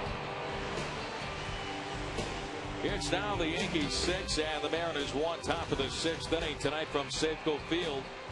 Temperature cooling off. The roof is now closed. The game time temperature at the start of the ball game 60 degrees. A little cooler than that seems like. Lefty Jason Vargas will lead things on, or rather face the leadoff batter Robinson Cano, followed by Melky Cabrera and then Francisco Cervelli. Vargas came on and got the final, well, the 3 outs of the 5th inning for Doug Fister. That's well hit. Right center field. Ichiro going back to the 1-inning track. And this one is off the top of the wall. The throw in by Ichiro, but in at second base, Robinson Cano with a leadoff double. Now it's time for the Coors Light freeze frame. Well, looks like it hits right off the top of the fence, Rick. Take a look at it. Right on the top line of the fence. Like the Yankees have 2 home runs tonight. They also have had 2 shots off the top of the wall. You know, I was just thinking too, you look at their lineup, and both of us, we've talked about it. We both appreciate the work of Robinson Cano and what a great player he's going to be throughout his career. He's just terrific. But this is a guy that has 6th and 7th in their lineup. Yeah. You know, he's in 320 with 23 homers. That's a lot of pop from the bottom third. You know, it's, again, what it is you take a look at the doubles. Robinson Cano with 44 doubles. But again, it's one of those things as a pitcher, you just really have to be on top of it. No breaks. No breaks in the lineup. Not at all. 1 through 9. Here's center fielder Melky Cabrera. And I think for me, that's what makes the performance by Felix Hernandez last night just so terrific. He was 1 earned run, pitches a complete game, 9 innings. I mean, against this offense, Ichiro's home run, it was terrific. It was great for the club, but I was so happy for Felix. Because you could tell, I mean, for me, his body language in that game last night, he wanted to win the game, and he was competing as hard as I've seen him. It was just an outstanding performance, and I think that at least my hope is that because he did that against the Yankees, And with all the publicity going back east, that maybe that puts him out in front or close to it in the Cy Young voting, because he certainly looked like it last night. His ERA going into last night's game. Big swing and a miss by Cabrera for strike 3. Lost his balance on the follow through, and 1 out for the Yankees here in the 6th inning.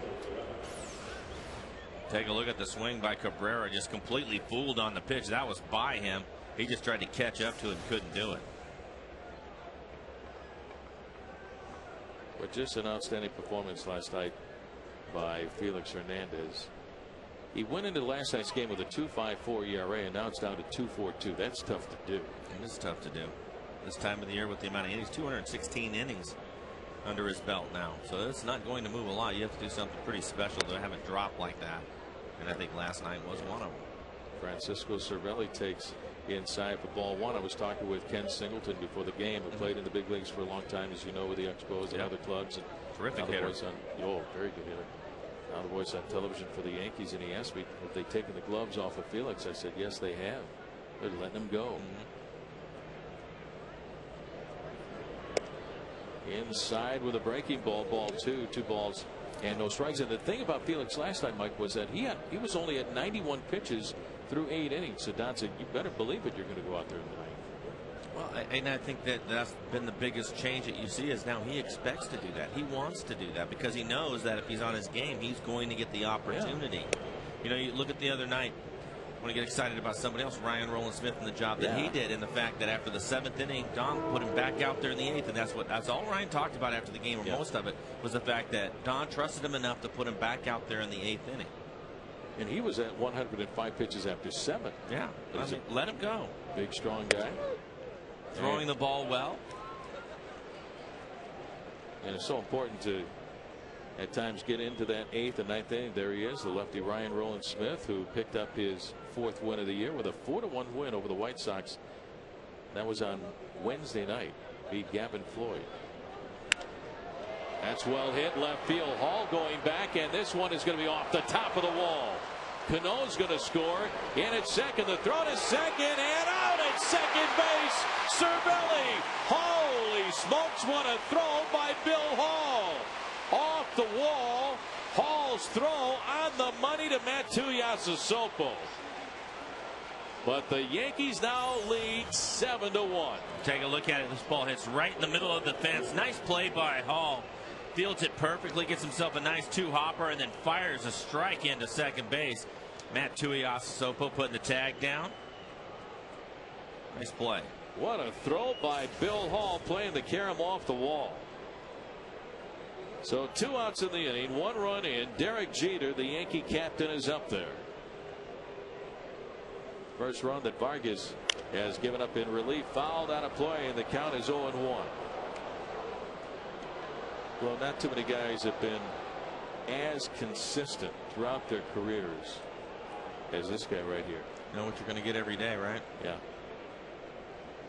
Solid at bat every time up there. Grinds out every at bat. Yeah, I mean he's been very consistent, and he certainly has made his name in the postseason. I don't think there's any question about that. Him and Rivera. Mariano's great during the regular season. Superstar in the postseason. Some guys are just better. Get better on that next stage. Low to Jeter, ball 2. 2 balls and a strike. Now with more hits than any Yankee in history, Derek Jeter 1 for 3 tonight. Singled in the 5th, scored a run. Now has 2,731 base hits, and Mike, no question, he'll have 3,000 plus. No question at all.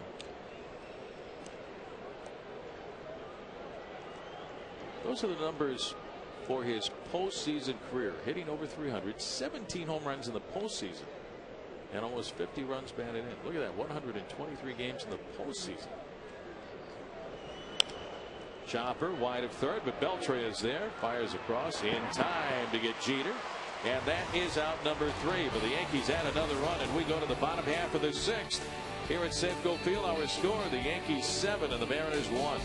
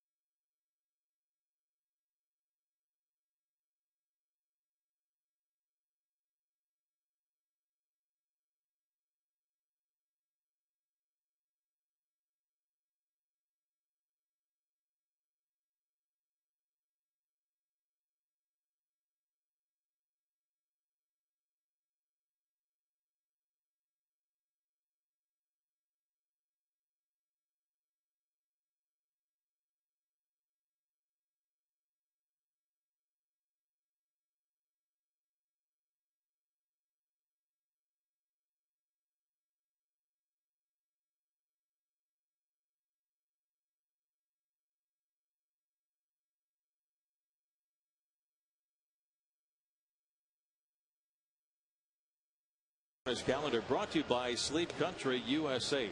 Mike, the season really winding down. One more game tomorrow afternoon against the Yankees. Then the final road trip of the year, 2 to Tampa Bay, and then 4 in Toronto. Then it's back home, the final homestand against Oakland and against Texas. 13 games left. When you're traveling, Rick, or do you like to unpack your bags, or do you pretty much live out of the bag as you go along? I like to unpack. As soon as my suitcase gets there, I unpack. Will you unpack in Tampa, or will you have the next uni on top? So, because you're going to be there for such a short time. 2 days. Yeah. Well, yeah, we're going to get in and out of there. Yeah. No, I'll unpack. I'm a creature of habit. Yeah, I like to unpack too. I like to get the shirts unwrinkled and hanging up in the closet. Here's third baseman Adrian Beltre. Sabathia is going all the way, and he delivers outside. Ball 1. What about you? I like to unpack. Yeah. Beltre 1 for 2 with a double. You can have a good system when you travel. You really do. Outside ball 2. 2 balls. And no strikes to count. Yeah. You don't have to wait for your bag. You're ready to go right to bed. I mean, so many times that the guys, they get in. I mean, on this last trip, think about it. We have 5 in the morning. A couple of different times. And typically, what would you say, Rick, for the luggage to get up to the room? You're going to wait another 45 minutes, probably, at least maybe an hour. So at that point, I'm ready to go. So I just pack the jammies and the toothbrush right there with me on my carry bag. That's the word I wanted to hear. Wanted to jammy up, go to bed. That's a great idea. The bag will get up there in the morning. Yeah, it'll be there.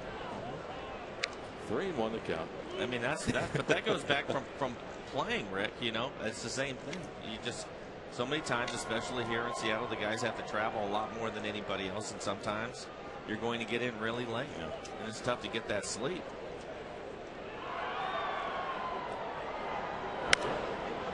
In the air, out of play, right field side into the crowd. Nice crowd tonight, over 42,000 fans for game 2 of this 3-game series. And Mike, I think with the way that the game ended, how the Mariners won that game last night, a lot of folks wanted to come out and see this ball game between the Mariners and the Yankees. Great sports day here in Seattle with the University of Washington having USC in town, and then come on over and watch the Mariners. That's a terrific day. Sounders played earlier today. Yeah. 3-2. And a swing and a miss. There's that changeup again from Sabathia. Strike 3. 1 out for the Mariners, bottom half of the 6th. Well, a smoother, quieter, greener way to travel. Right South Transit's Link Light Rail from Tukwila to Seattle with 10 stops along the way. Rick Riz along with Mike Blowers. Our associate director up here in the booth is Robbie Nielsen. Robbie's been around since I think the television camera was invented, Mike. Then there's Bubba, our sound guy, and Chris, our stat guy up here. Catcher Kenji Jojima down there, and he takes blown inside ball 1. Yeah, you need to be nice to Robbie today. He's worked all day. He was across the street before he came over here. Good soccer, Robbie. He shoots, he scores, and they didn't. It was a 0-0 tie, huh? They're doing well, though. Good luck to the Sockers. Swing and a miss. There it is again, Mike. Great. Wow. Yeah. Great off-speed pitches out of Sabathia today. That was another one. You see Kenji completely fooled on that pitch. 0-2 on Jojima. Fouled away on the right field side of the count is still 0-2. Who had the best changeup that you faced? Best changeup, probably Jimmy Key. He had a good one. Yeah. Santana, Johan Santana. Didn't face it. An outstanding changeup. Still does. Get the 0-2. Too hot for the third baseman Alex Rodriguez. A little skip hop and a throw over to first, and it's in time to get Kenji for the 2nd out of the inning. Mariners with only the 1 run tonight trail 7-0. Say later tonight, Seahawks All Access breaks down Seattle's upcoming clash with Frank Gore and the San Francisco 49ers. Warren Moon goes one-on-one with Julius Jones to get his take on the Week 2 matchup, and former Hawk fullback Mac Jones gives us his keys to a Seattle victory. That and more tonight at 10:30 on Seahawks All Access. Mac Jones was one of my favorite Seahawk players for years. Fullback, I mean, plowed the way for the running backs. Max Strong. found the way for the running backs. I was always amazed at how long he played. Those guys, the fullbacks and the linebackers, those guys are taking a beating on every single play, and I was surprised how long. I mean, not many guys can hang around and do that job for as long as he did. What I like about Max Strong. Here's a pitch outside of Bill Hall, outside ball one. He was a Pro Bowler late in his career. Finally got the recognition that he deserved. Hall is 0 for 2 tonight. He is fanned and also grounded out to Cano at second base.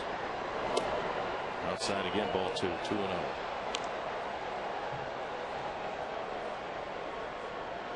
Sabathia with the Indians and the Brewers last year. With Cleveland 6-8, and then went to Milwaukee, was 11-2, and helped the Brewers get to the postseason as the wild card winner in the National League. 11-2 with a 1.65 ERA. Popped up. Right field coming in and over is Swisher toward the line. Nicky's there, and he makes a catch for out number 3. What a night for C.C. Sabathia. And after 6 innings of play, the Yankees lead 7-1.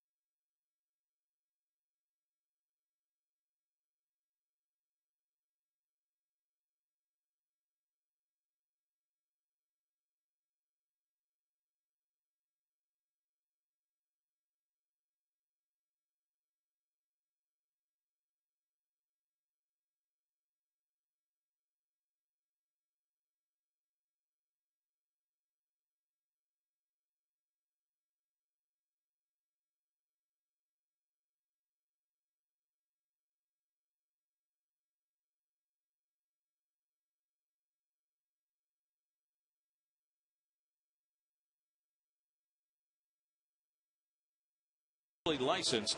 Ichiro 9 consecutive 200-hit season, full-size photo bat. The bat measures 34 inches and is a 360-degree image of Ichiro around the barrel of the bat. The bat has the words 9 consecutive 200-hit seasons and is limited to 5,000 individually numbered bats. Call BigTimeBats.com at 1-866-280-VATS. The bat sells for $129.95 plus shipping. You can see the official Ichiro all-time consecutive 200-hit bat at www.bigtimebats.com or call 1-866-866-280-BATS. There is a 30-day money-back guarantee. Ichiro setting the record about a week ago with that 200th hit against the Rangers down in Texas. 9 consecutive years. Randy Messenger, the new pitcher, and leading things off, Johnny Damon, who's been mighty tough in this series against the Mariners, and he takes a strike 0-1. So here's Messenger. Randy was the closer this year down at Tacoma. Bouncing ball foul on the other side of the bag at first, and it's 0-2 on Damon.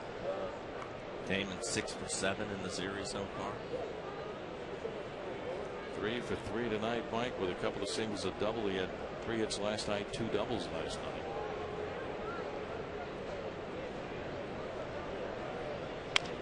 Chopper wide of the mound out near second base, backhanded by Toohey, off balance, thrown, he got him. Holy smokes.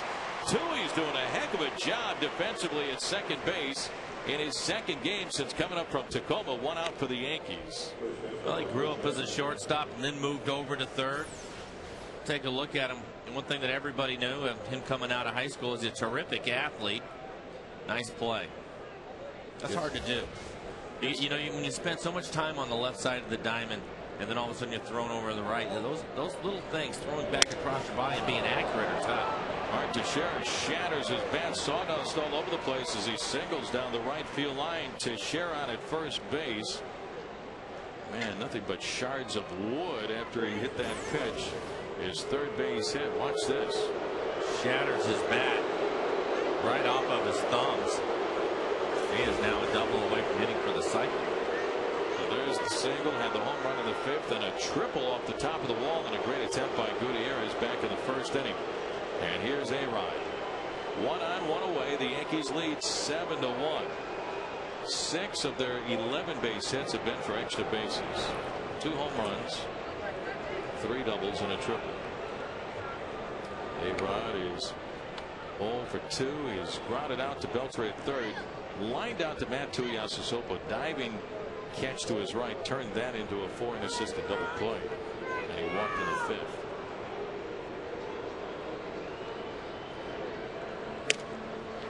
Big swing and a miss. 1 ball and 1 strike.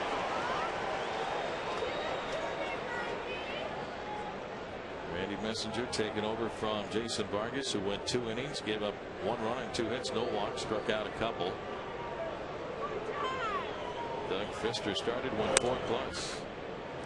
Ball 2, 2-1.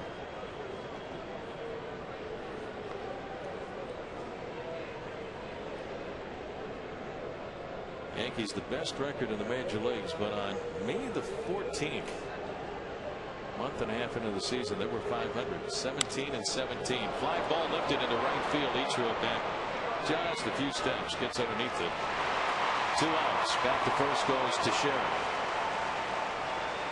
Well, tomorrow on Mariners All Access, we'll go 1-on-1 with Seattle lefty Ryan Rowland-Smith. Get the latest tricks of the trade with pitcher Jason Vargas, and preview the club's upcoming road trip. That and more tomorrow at noon on Mariners All Access. Final road trip of the year coming up. Take off on Monday, a travel day. 2 in Tampa Bay and then 4 in Toronto. Here's designated hitter Hideki Matsui. Outside, ball 1.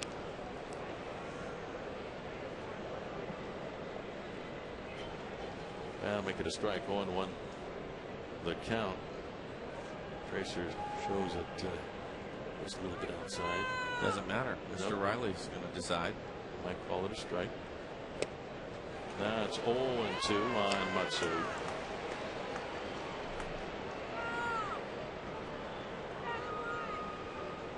Hideki with a home run leading off the top half of the 4th inning.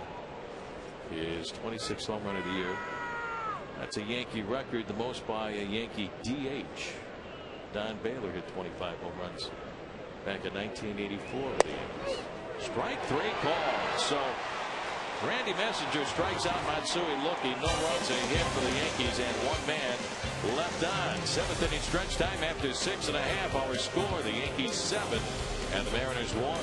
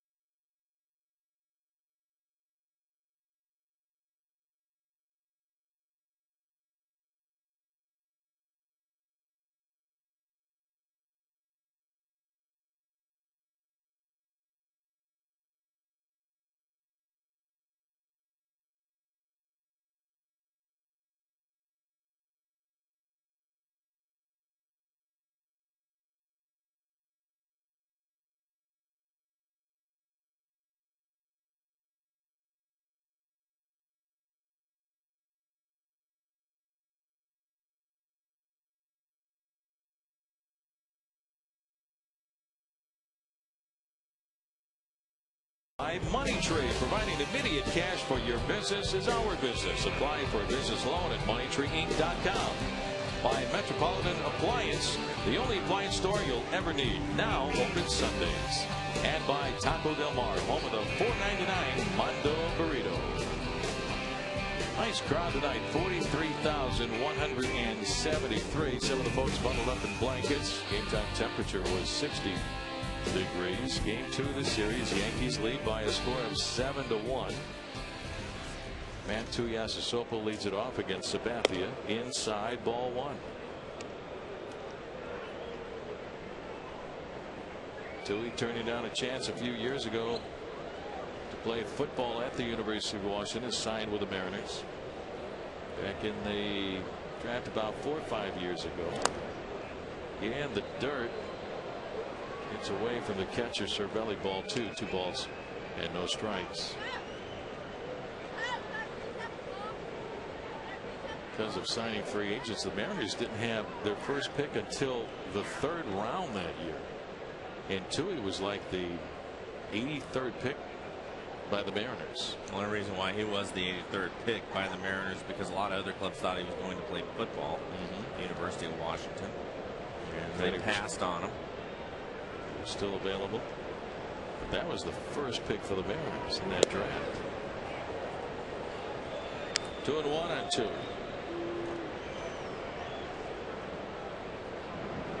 Right-hander Carlos Silva.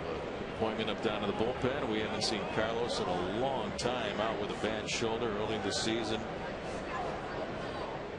That was May 6th, his last appearance against the Kansas City Royals. Now working out of the bullpen here at the tail end of the season. Carlos Silva down in the pen.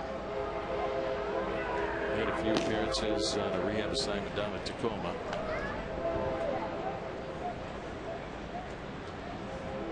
Two and 2 on Tuiasosopo.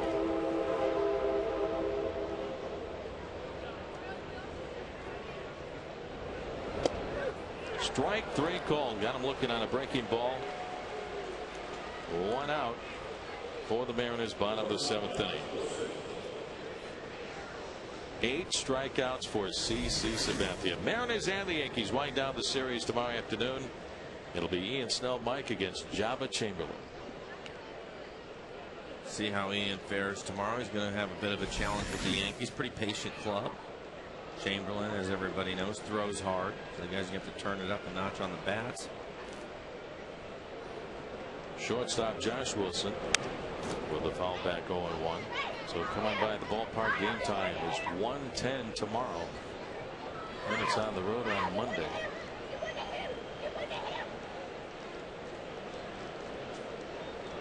Mariners need to go 5-9 the rest of the way to try to get that 82nd win, Mike, to guarantee a winning season. The Mariners have had 4 losing seasons out of the last 5 years. Last winning season was just 2 years ago in 07. A strike on Wilson, and the count is 0-2. And I think at this point that's a terrific goal to try to get to, Rick, after the struggles the club had last year. Certainly a lot of things to be optimistic about as you move forward. And I think having a winning season is a pretty big deal, really. Very, very important for this club. Way inside and low on Wilson for ball 1, 1 and 2. It's been the biggest turnaround in baseball, the Mariners season, from last year to this year. A lot of guys have worked awfully hard this year, Rick. That'd be a nice reward for them to have a winning season. Mariners on top of that list, followed by the Rockies, the Giants, Atlanta, and the Yankees on that list. Most improved clubs from last year to this year. Swinging a foul back by Josh, and the count is still 1-2. And I mean everybody, from everybody in the front office to the work that they started to do back in October of last year. All the new hires, including the manager and his coaching staff, general manager, all those different people putting all this together. There's definitely some things to be optimistic about as this club moves forward. People are excited about what happened this year and how it happened, and Jack Srensik, the confidence and trust they have in Jack. There's a look at Jack Srensik on your left, and the director of amateur scouting on your right, Tom McNamara, who's in charge of the amateur draft. Tom's dad is also here, Jack, from Pearl River, New York. So I tell you what, there's a lot of confidence and trust in these guys and what they're doing in the front office. Well, I think so far. It's early. It's their first year getting through it, but they've earned it. They've done a terrific job. I don't know. You know, you look at it. Back up the middle. Backhanded by Cano. Balance throw to first. What a play. Nice play by Robinson Cano to retire Josh Wilson at first base. 2 outs in the inning. Well, we've talked about it. He's a terrific player. You look at all the superstars on this team, but this guy right here can do everything. Really good defender, really good around the bag. We already talked about what a terrific hitter he is. Just a really, really good player. Had to go way to his right, and Mike, that throw was right on the money to Mark Teixeira. That's the way you used to do it when you were with the Salutes. That's why I'm up here. Here's Ichiro, who had a base hit back in the 30s. 1 for 2 tonight. Up and in, ball 1. Ichiro hasn't been held hitless in back-to-back games. In 174 ball games. And Ichiro tonight has tied another major league record, set by Stan Musial. Ground ball to short, backhanded by Jeter. Long throw to first, and he got him. What a play by Jeter. 1, 2, 3. The Mariners in the bottom of the 7th. We go to the top of the 8th. It's the Yankees 7 and the Mariners 1.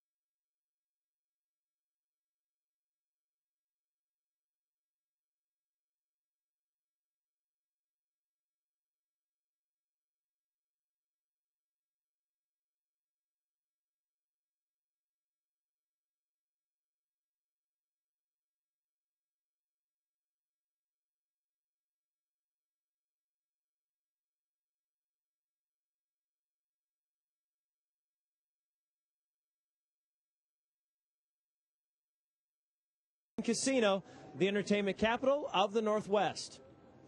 The Tracer system uses 3 cameras to track every pitch. With this tracking information, we can show you where the ball crosses the front plane of the plate. Our system is accurate to within 1 inch. We then take this data and convert it to our EQC Tracer graphic. Yankees lead by a score of 7-1 as we head to the top half of the 8th inning. A guy we haven't seen in a long time will take over in relief. Veteran right-hander Carlos Silva has been on the DL since early in the season. Will work the top half of the 8th inning. His numbers on the year, Mike: 6 starts, 1-3 record, and that high ERA 8.48. And he hasn't pitched in a ball game since May the 6th, not with a bad shoulder. Yeah, I think they just want to give him a chance to get a little bit of work in before he goes into the winter. Not sure what his plans are for that, but the organization is going to give him some innings out of the bullpen.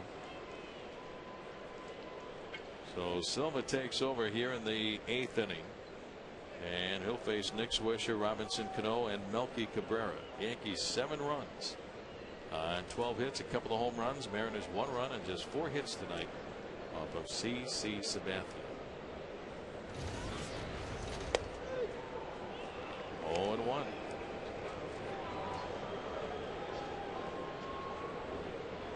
$43,173 tonight. On a play down the left field side, and it's 0-2 on Swisher.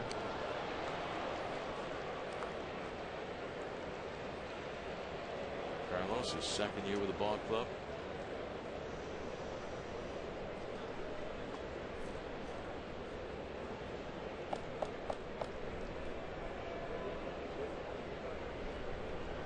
The 0-2. Fastball misses inside. 1 ball and 2 strikes.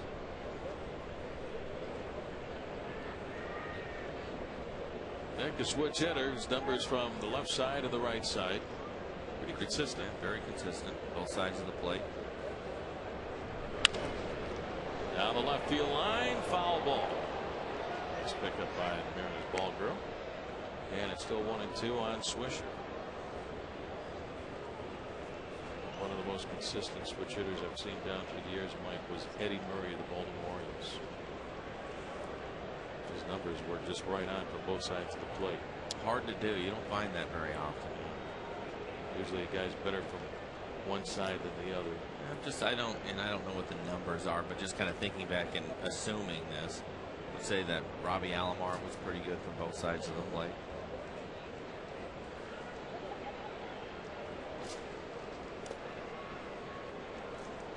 Two and two.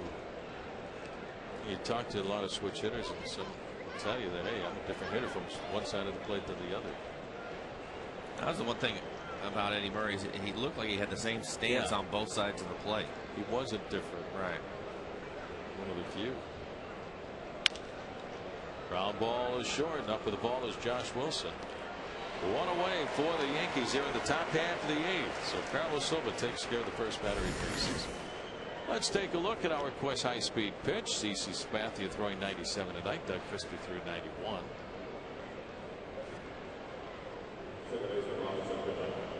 Sabathia has gone all the way. 7 innings, given up the 1 run and just 4 hits. Here's second baseman Robinson Cano, made a nice play in the bottom of the 7th inning. 2 for 3 with a couple of doubles. He scored a run. Now there's 191 hits for the year. Fly ball left field toward the line. On the run, Bill Hall dives, and it's off his glove. Cano heading for second with his 3rd double tonight. Bill Hall is bothered by that sore right quad. He landed hard on his chest as he dove for that ball, so he's still not 100%. No, he's not showing the speed that we've seen from him. Clearly the quad is still bothering him. Nice effort though as he dives for this. So he goes right off the edge of his glove. Hit hard on his chest though. So Cano on at second base with 1 out. Yankees lead 7-1, top of the 8th. His 3rd double of the game.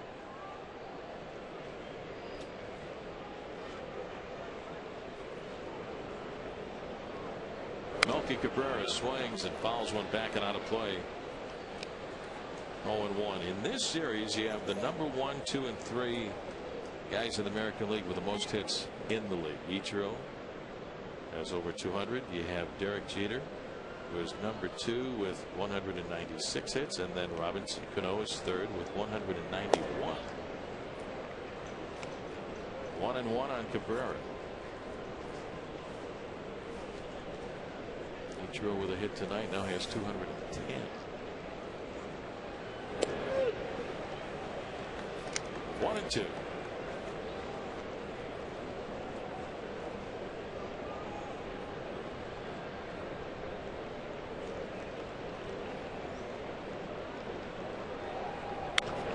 Out of play on the left field side. Still the ball and 2 strikes. Cabrera, who's 0 for 3, is grounded out to 2. He had second, flied out to Hall in left field. And Jason Vargas struck him out in the 6th inning.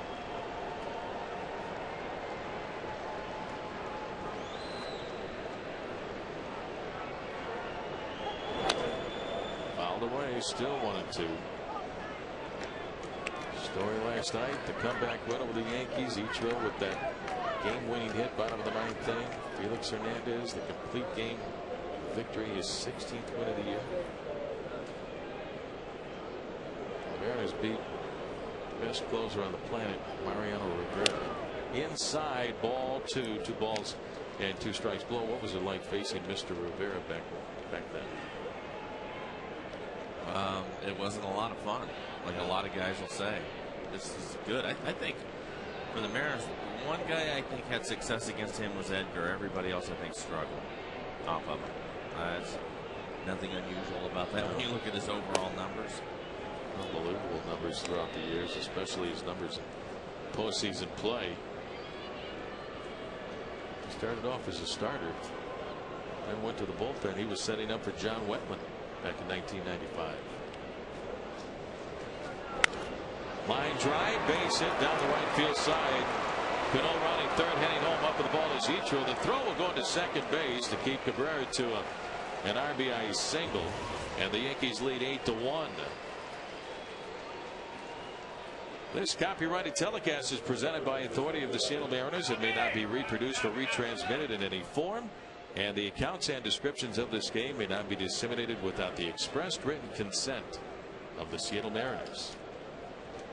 1 run in, 1 on, 1 out, top of the 8th, 8-1 Yankees. And here is catcher Francisco Cervelli. Cervelli with 2 hits and a run batted in the 6th inning. Mariners have had the walk-off wins the last 2 games. The Yankees on Wednesday at home had a walk-off win against the Blue Jays, winning 5-4. Cervelli had the game-winning hit. Line drive, caught at third by Beltre. Right off his shoe tops, and 2 outs for the Yankees here in the 8th. Throws a rope right to Adrian.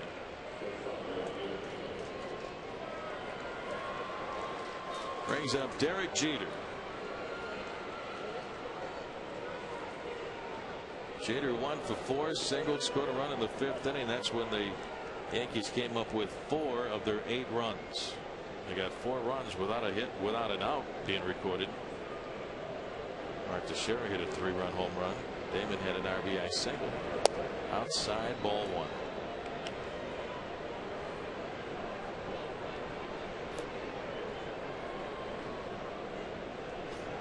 Silva on in relief.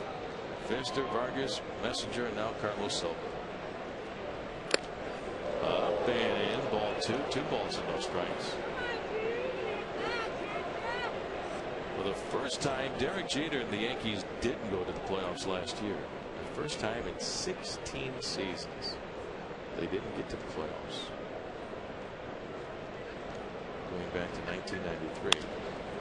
On a play down the right field side, 2-1. Derek. Do you remember when he first showed up? Yeah. I remember when the first time I saw him play, I believe it was in the Kingdom against us, and everybody first round pick, all of a sudden stuff. And watching him, I thought, he's okay. I think he's one of those guys, Rick, where you have to watch him every day, the way he goes about his business. And obviously people have gotten a big dose of that because of the postseason and the things that he's done there. But as far as the regular season, you watch him every day, you get a greater appreciation of the type of player that he is. He does so many little things to help. He's a winner. He just wins. No one will ever forget the play he made defensively in 2001 against the Oakland A's on the throw to the plate. Jeremy Giambi tried to score. I don't even know what he was doing there to make the play. He's on the first base line. Runner goes, and a swing and a foul back on the 3-2 pitch. Taken off was Cabrera. He was by the first base line, right across the infield, got to it. Backhand flip to the plate to get Giambi. Jeremy Giambi, who tried to score standing up. You know what else I would put in that category that you and I got to watch every day? Edgar Martinez. Yeah. I think you have to watch the man go about his business every day to really appreciate. I mean, you can look at his numbers at the end of the year, terrific. Yeah. But you get a chance to watch him every day, you really understand just how good Edgar was. Because, like you said, you appreciate all the little things that he does. Even his preparation, knowing what the pitcher's going to throw before the pitcher knows that he's going to throw it.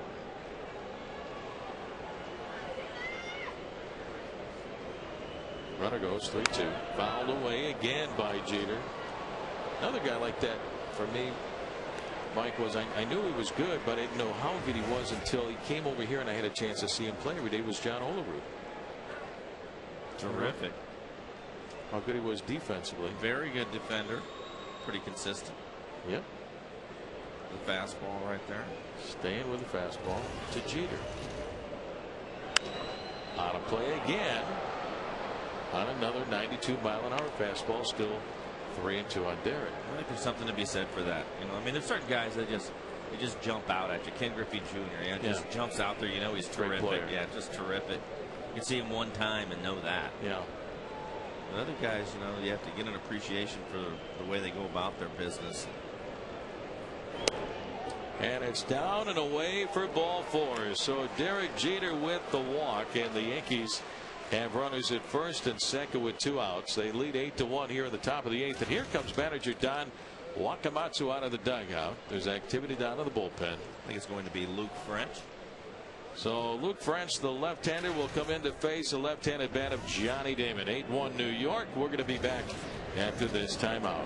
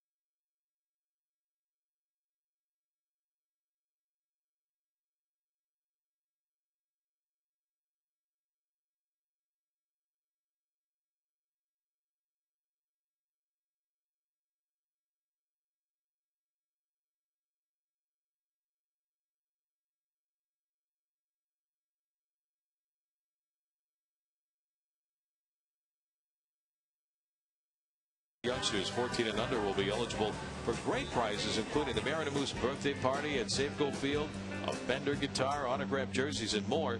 Plus, all kids will take home a Moose poster courtesy of Ivers and Kid Valley. For tickets, visit mariners.com. The new pitcher for the Mariners will be lefty Luke French, making his first appearance out of the bullpen since coming over from Detroit. He's made 7 starts. Came over in that deal for Jared Washburn. The Yankees have Cabrera on at second, Jeter on at first base with 2 outs and a run in, and lead at 8-1. See what his numbers are. 41 strikeouts, 28 walks. Be interested to see how he does coming out of the pen. Young man's been a starter, and you get used to that role, so this is a little bit different coming in, and all of a sudden you have guys on base. You have to throw strikes right away. And this is Shelley Duncan to pinch hit for Johnny Damon. So Duncan, the pinch hitter for Damon.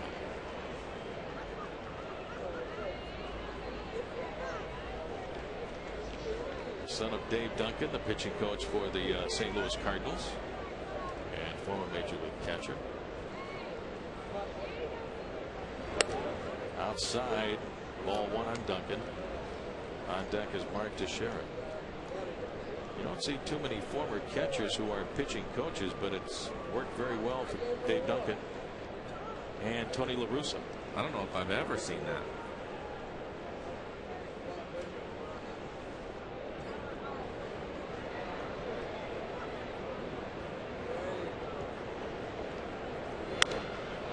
Well hit, but pulled foul off the bat of Duncan. Out of play. The count is even on Shelley at 1 ball and 1 strike.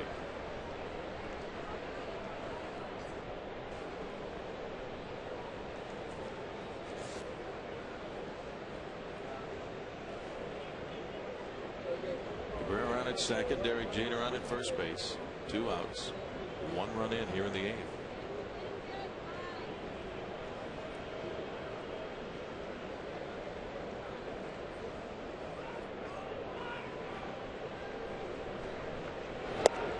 Swing and a miss. Good changeup. 1 and 2 on Duncan.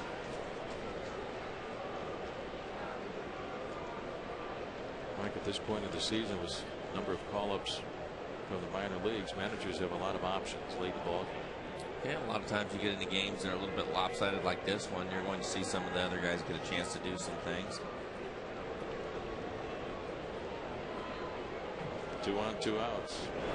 And a swing and a miss and another changeup for strike 3. Nice job by Luke French to get that final out here in the 8th inning, but the Yankees tack on one more. And we go to the bottom of the 8th. Yankees lead 8-1.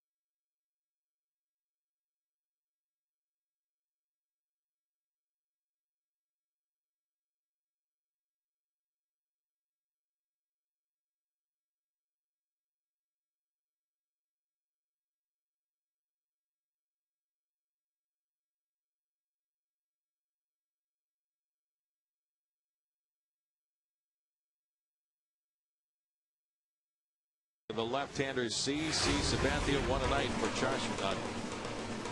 Mr. Sabathia. Overall tonight, I mean, we're so used to seeing him being more of a power pitcher, but tonight he really showed another side of himself. And there was a lot of changeups tonight. Still had the good fastball at times, but a lot more changeups, and you can see why. He's a guy looking to go for his 18th win. Did a really nice job tonight. Just 1 unearned run for him, only 4 hits allowed.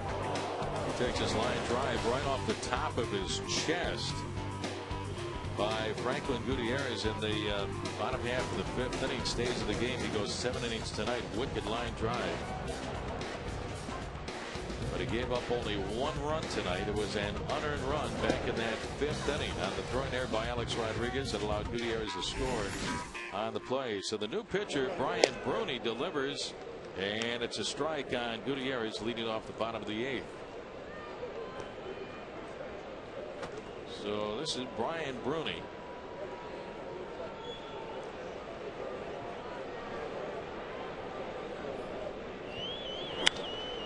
Fly ball straightaway center field, and shallow coming in. Gardner dives and he traps the ball. Brett Gardner, the new center fielder, came flying in and almost made an incredible catch. It was a nice effort. See him come in, the ball a short hop and go into his glove.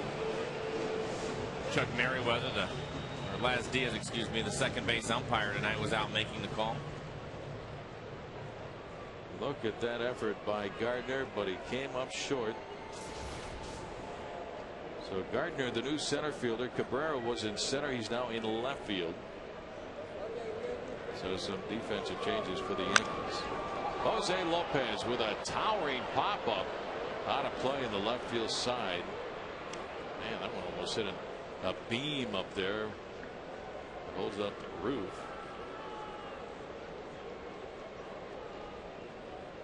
We have a new shortstop, Ramiro Pena. Pena is the new shortstop. Jerry Hairston is the new third baseman. So Pena at short, Hairston at third, Gardner in center, Cabrera in left. Bruni, the new pitcher. 0-2 on Jose.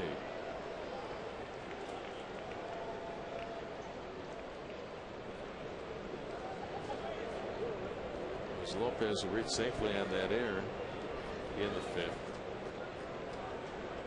That That's the only run off of Sabathia tonight. Down and away, 1 ball, 2 strikes.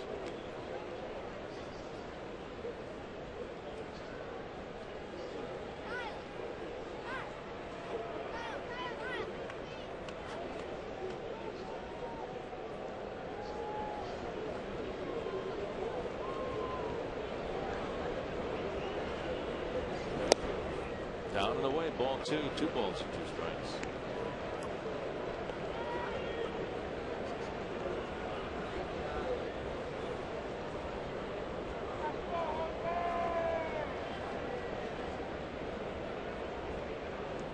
Gutierrez is lead at first base.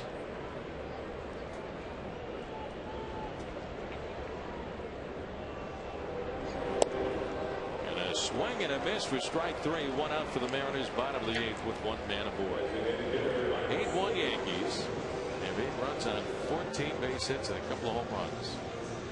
Here's Mike Sweeney. And how about this score this afternoon at Husky Stadium? Washington, University of Washington over USC. 3rd-ranked Trojans. The Huskies win at 16-13. The Cougars in overtime beat SMU 30-27. Cincinnati leading Oregon State 28-8, or rather that's a final 28-18. Oregon beating Utah 31-24, snapping Utah's 15-game win streak. And look at Idaho with a win 34-20 over San Diego State. Did you get a chance to watch any football today? Yeah, I watched that Huskies win. Sweeney with a line drive into the gap in left center field for a base hit. Gutierrez to third. The throw to second base by Gardner will keep Mike Sweeney to a single. So the Mariners have runners at first and third with 1 out. Jake Locker was outstanding this afternoon in that final drive for the Huskies, getting them down within field goal position. Here's a look at that swing by Sweeney. Been a hot hitter here in September. Done a nice job for the Mariners. A couple more hits again for him tonight. I didn't get to see any of that football game. Oh, it was a lot of fun to watch. What a comeback by the Huskies. Shocking USC. Third baseman Adrian Beltre with 2 on and 1 away. Locker, just a great athlete, Mike. He was drafted this year by the Angels.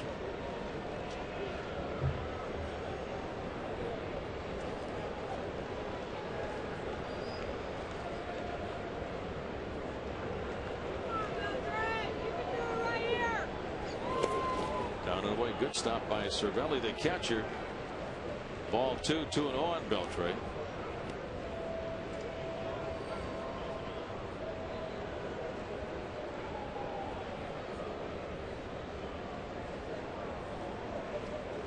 There's 1 run on only 6 hits.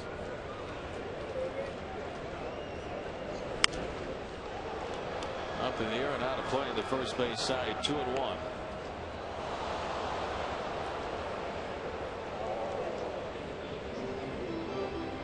Mariners and the Yankees tomorrow afternoon. Game time 1:10.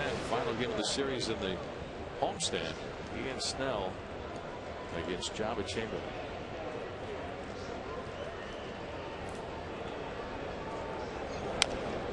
Bounce foul at the first base side, and the count is even at 2 balls and 2 strikes. No question this ball club is poised for the offseason, Mike. They're 40 games over 500, the best record in baseball at 94 and 54. Strong throughout the lineup, the starting pitching. You've got Mariano out there. Hughes has done a nice job setting up for Mariano. It's been incredible. In that 8th inning. Was a starter earlier this year. Swing and a miss by Beltre. Went after a pitch up and in for strike 3. 2 strikeouts for Brian Bruni. 2 outs for the Mariners. Bottom of the 8th. And here's a look at that matchup coming up tomorrow, Mike.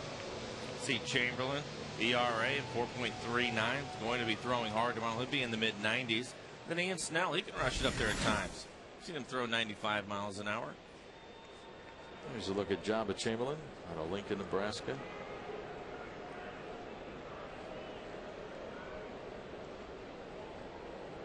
alongside A-Rod. Kenji Jojim up there, 2 on 2 outs.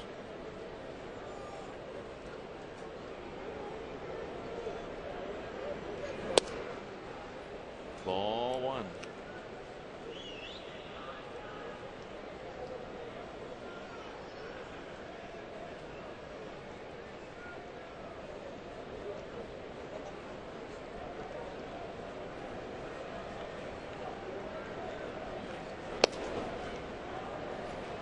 Outside ball 2.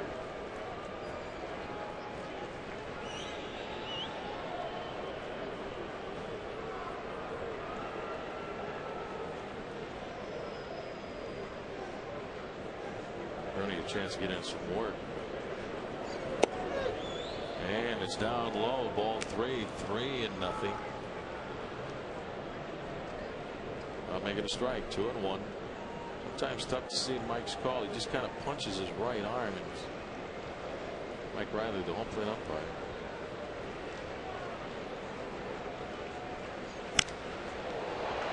Fly ball, left field, little toward the line. On the run is Melky Cabrera. Now he's there and makes the catch for out number 3. No runs, 2 hits, and 2 left on. We go to the top half of the 9th. Our score: Yankees 8 and the Mariners 1.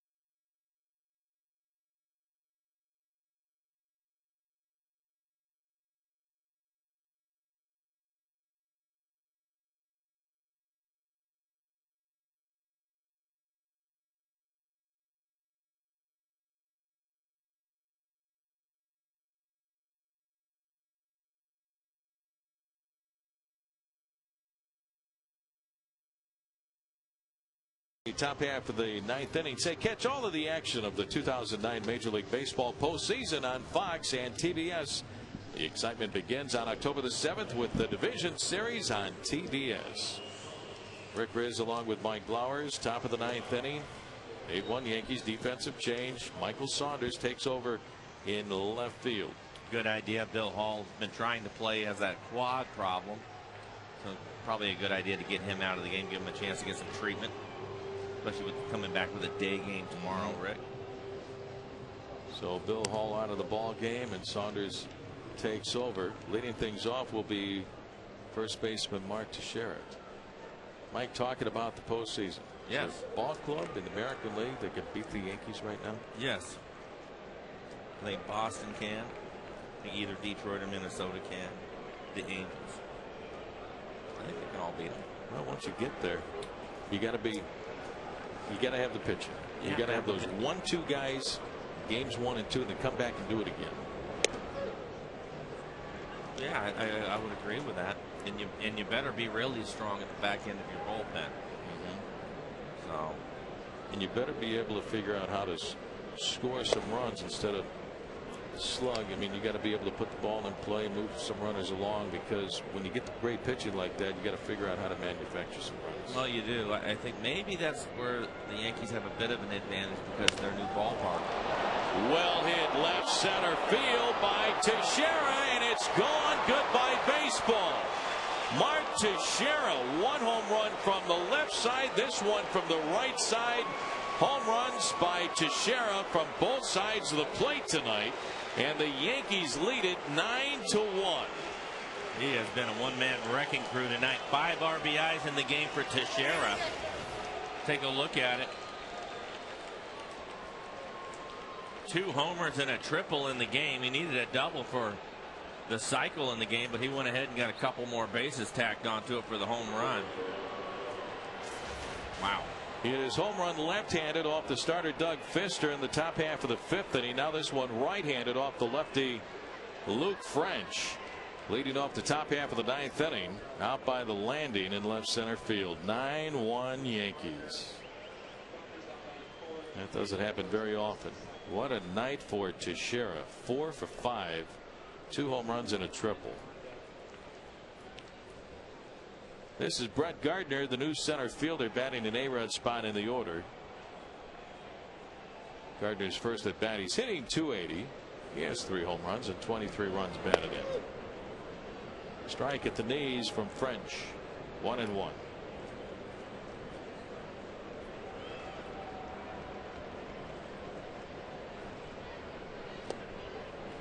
1-2. I think the Yankees, though, they played well in the second half, but I think there's something to be said for momentum going into the postseason, playing with confidence and you know, doing all the little things right going in. They got Rivera and Hughes. You mentioned the back end of the bullpen. That kid Hughes has been just lights out. And then there's Coke Rivera, from the left-hander. Phil Coke as well. You got to have that back end of the bullpen. Chopped off the plate, high in the air in front of the bag at second. Wilson with a quick throw, but not in time. Nice play by Josh, but Gardner can run. He's got himself the infield base hit.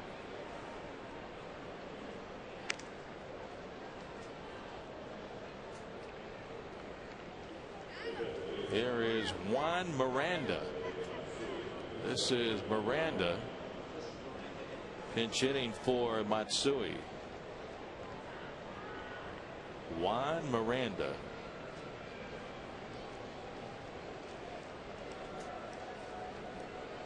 First at bat for Miranda. Up and in, ball 1.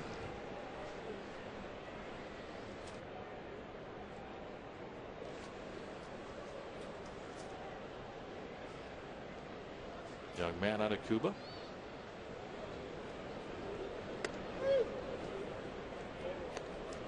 Strike call, 1-1.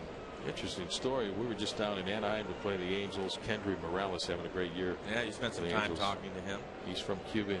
He tried to get out of his country 12 times. Was caught 3 times. He said after the 3rd time there was no torture involved. He just said, don't do it anymore, okay? He said they wanted to know who was involved in getting him out of the country, more so taking it out on him. But the 12th time finally worked.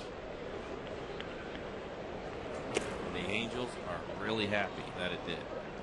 He's having a terrific year. Yeah. And they didn't resign Teixeira, who went to New York. He's having a big year for the Yankees, but Morales stepped in. He's having a big year for the Angels.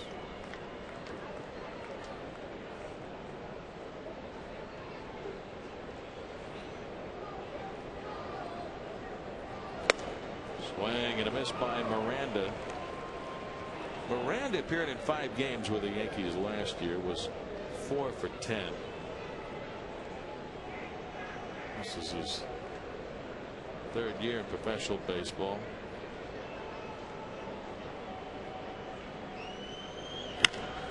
Well hit to right field, in there for a base hit. Ichiro to go get it in front of the warning track. Around to 3rd goes Gardner. He can fly.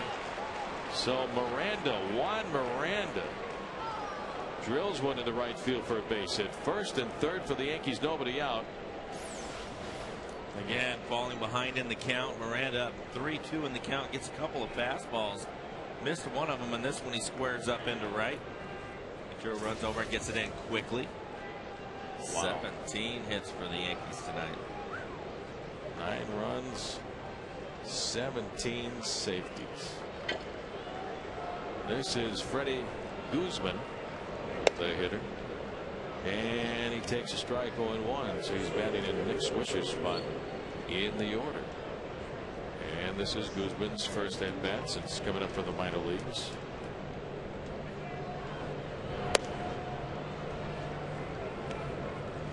Manager Joe Girardi getting some of the kids in this ball game late in the game. Top of the 9th inning, a 9-1 Yankee lead. Freddie Guzman, Girardi's second year as the skipper of the ball club. Fly ball into right center field and deep. A run's going to score. Going back, Franklin Gutierrez is there to make the catch. Tagging and scoring from third easily is Brett Gardner, and the Yankees now lead it 10-1. So Freddie Guzman with a sacrifice fly to center field, 1 out of the inning. 2 runs in here in the 9th. 10-1 New York. We'll bring up second baseman Robinson Cano. I was talking with Joe Girardi right before the ball game. He said, what's the toughest thing about managing the Yankees? One of the most storied franchises in baseball and in sports, really. And he said it's the expectations that come along with the job. You know, getting to the playoffs year after year, the championships, 26 world championships. Joe Torre. Joe Torre. Joe Torre was terrific for them forever. It seemed like, and then they had a couple little bumps, and all of a sudden he was out. Now in his second year as a skipper for I the think Los it would be Angeles that. Dodgers. I think it would also be tough sometimes to deal with all the really huge personalities and superstars on the club. The other thing he said, of course, which is real obvious when I was down there waiting to talk to Joe, was the media. I mean, there were like 40 reporters there. I mean, every day. Wait till they get to the playoffs. It's going to be massive. Line drive, left field line, a base hit for Cano. Up with the ball out there is Saunders. Gets the throw in, and down to second base goes Miranda. So Robinson Cano with his 4th base hit tonight. A single to left field. 4 for 5. 18 hits for the Yankees. They lead 10-1, and the batter will be left fielder Melky Cabrera. Started the night. Cabrera started the night in center field.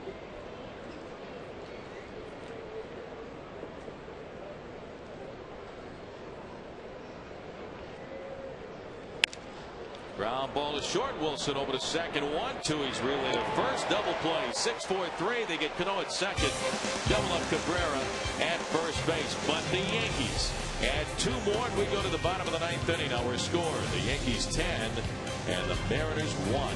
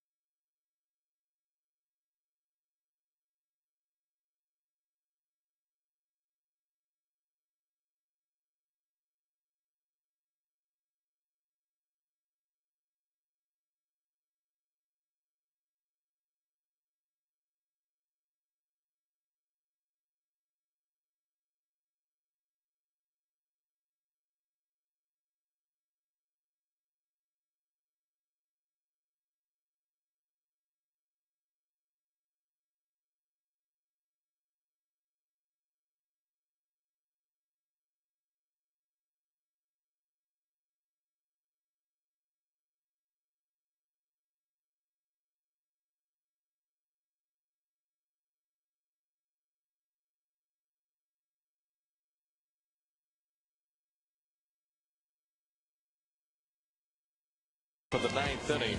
Say, friends, join us tomorrow for Seattle's last meeting of the season with Jeter, A-Rod, and the Yankees. Our live coverage begins at 12:30 right here on FSN and FSN HD. Ian Snell for the Mariners.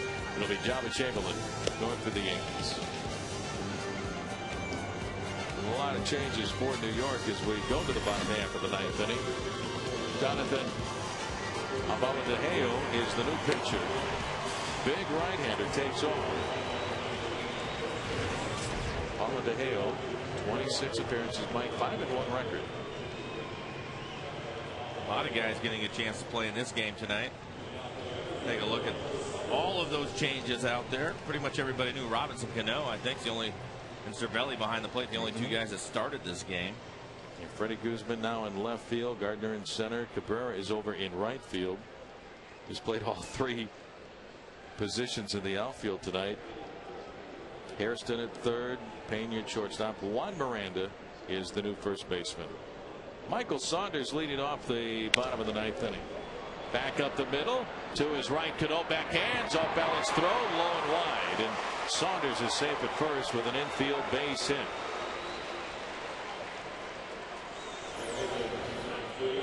We saw him make a play similar to this earlier in the game. Can't quite get this one over. Saunders runs extremely well. Even if it was an accurate throw, he would have beat that out. So base hit for Saunders. So Michael on at first base, and that'll bring up second baseman Matt Tuiasosopo.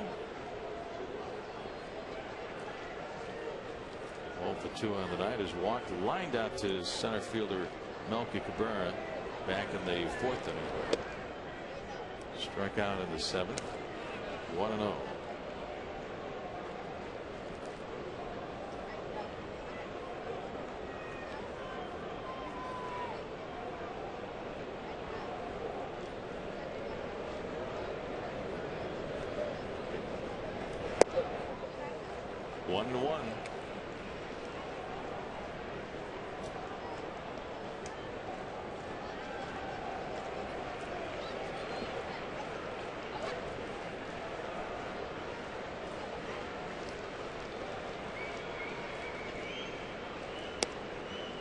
Outside ball 2-2-1. Mariners 3-1 on his homestand. They won 2 out of 3 against the White Sox. And beat the Yankees last night by a score of 3-2 on that walk-off 2-run home run by Ichiro with 2 outs.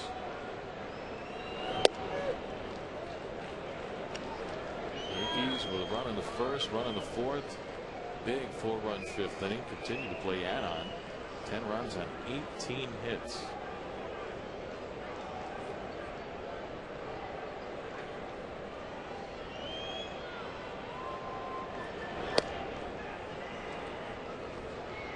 Three and 2.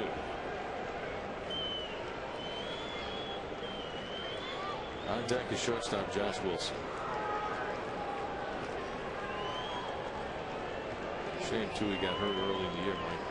He had a really good spring. Yeah, missed a lot of time this year because of the injury. You know, you get the younger players, you want them to get as many games in as they can, right? That's the only way they're going to get better and learn. And he missed a lot of time this year. I think it's great that he's up here now, though, getting a chance to play in September. How much an advantage is that for a kid to see what it's like up there, even if they're not even in the lineup? I think it's the only way for growth, Rick. Really. I mean, you know, you're going to at some point need the guys in Tui. Who knows what he's going to end up doing next year? But going into the season, if he's not going to be a regular guy and he's going to go back to AAA, I think the experience he gains here, guys get hurt. You know that. He's shown that now he's playing a different position again. He can probably play the outfield. I know he can play first. It gives you some versatility and it increases his options of getting or chances to get up and play in the big leagues because he can play a bunch of different things. Yeah. And eventually he will. He's too good an athlete. He will settle in somewhere. But the fact that he can move around right now is helping him to come up here and play. Gives him an opportunity to get here. In a little bit, we've seen him play at second base. He's done a nice job. Made a great play a couple of nights ago against the Chicago White Sox, and a nice play tonight. Turned a line drive by Alex Rodriguez into a 4-run assisted double play. So 2 on, nobody out for Josh Wilson. The count 0-2 on Josh. But I think it's important for growth to come up. Even like I said, even if he's, you know, the majority of the time, if he's just sitting there watching these guys work, listening to things going on. I mean, when you're on the bench, a lot of things are going on. You learn so much. If you keep your ears open and you listen, you know. Exactly. Stand next to the manager, stand over by the hitting coach, and, you know, listen to these guys talk to the other players and what they're talking about and how they go through. Veteran like Mike Sweeney, Ken Griffey Jr. People, I mean, there's a wealth of knowledge there, and they're fortunate because these guys are willing to talk to you about anything, pretty much. So you'll learn a lot. Popped up. Foul ground, first base side. Miranda hustling in, and Juan Miranda makes the basket catch on the warning track right in front of the Mariners dugout. 1 out for the Mariners, bottom half of the 9th inning. With a guy coming back from home plate after an at-bat, Mike, that's an instant scouting report that a young guy can listen to from a Mike Sweeney or whoever's coming back and say, what's this guy throwing? What did he throw me? How does his fastball or slider react? Or even the guys that maybe are struggling a little bit, to listen to those conversations.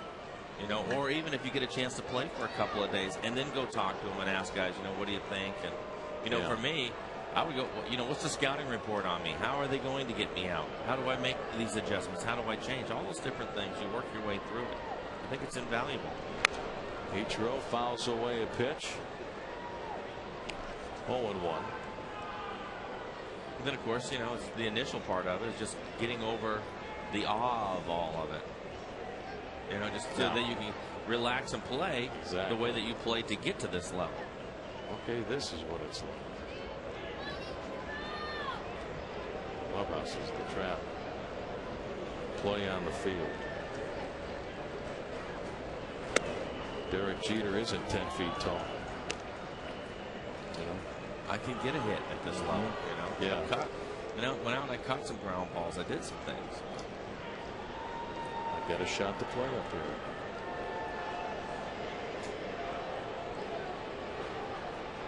Kinski on the left talking things over with Derek Jeter.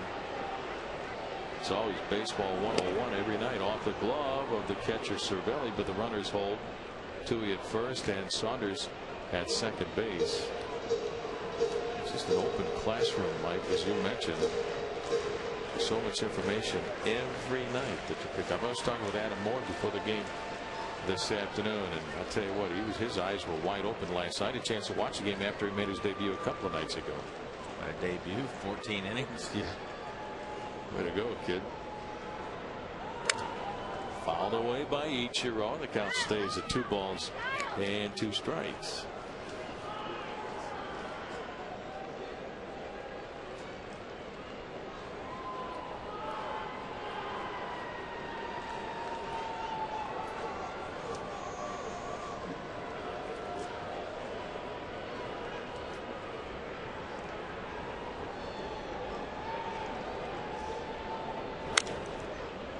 Fouled away again, and it's still 2-2 on Ichiro. Fouls this one into the terrace club level.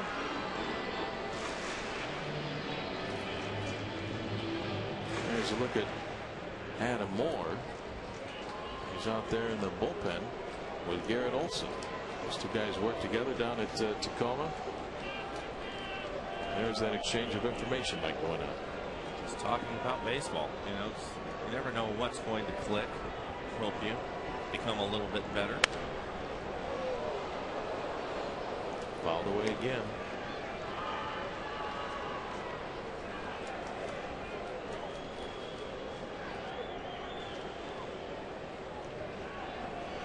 Chris Jakubowski, Sean Kelly, open catcher Jason Phillips.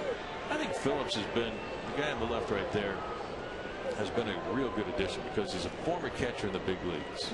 I would agree with that. He's helped those guys out in the bullpen all year long. Fly ball straightaway center field right at Brett Gardner, and he's there to make the catch. And the Mariners are down to their final out here in the bottom of the 9th inning. 10-1 Yankees. Brings up center fielder Franklin Gutierrez.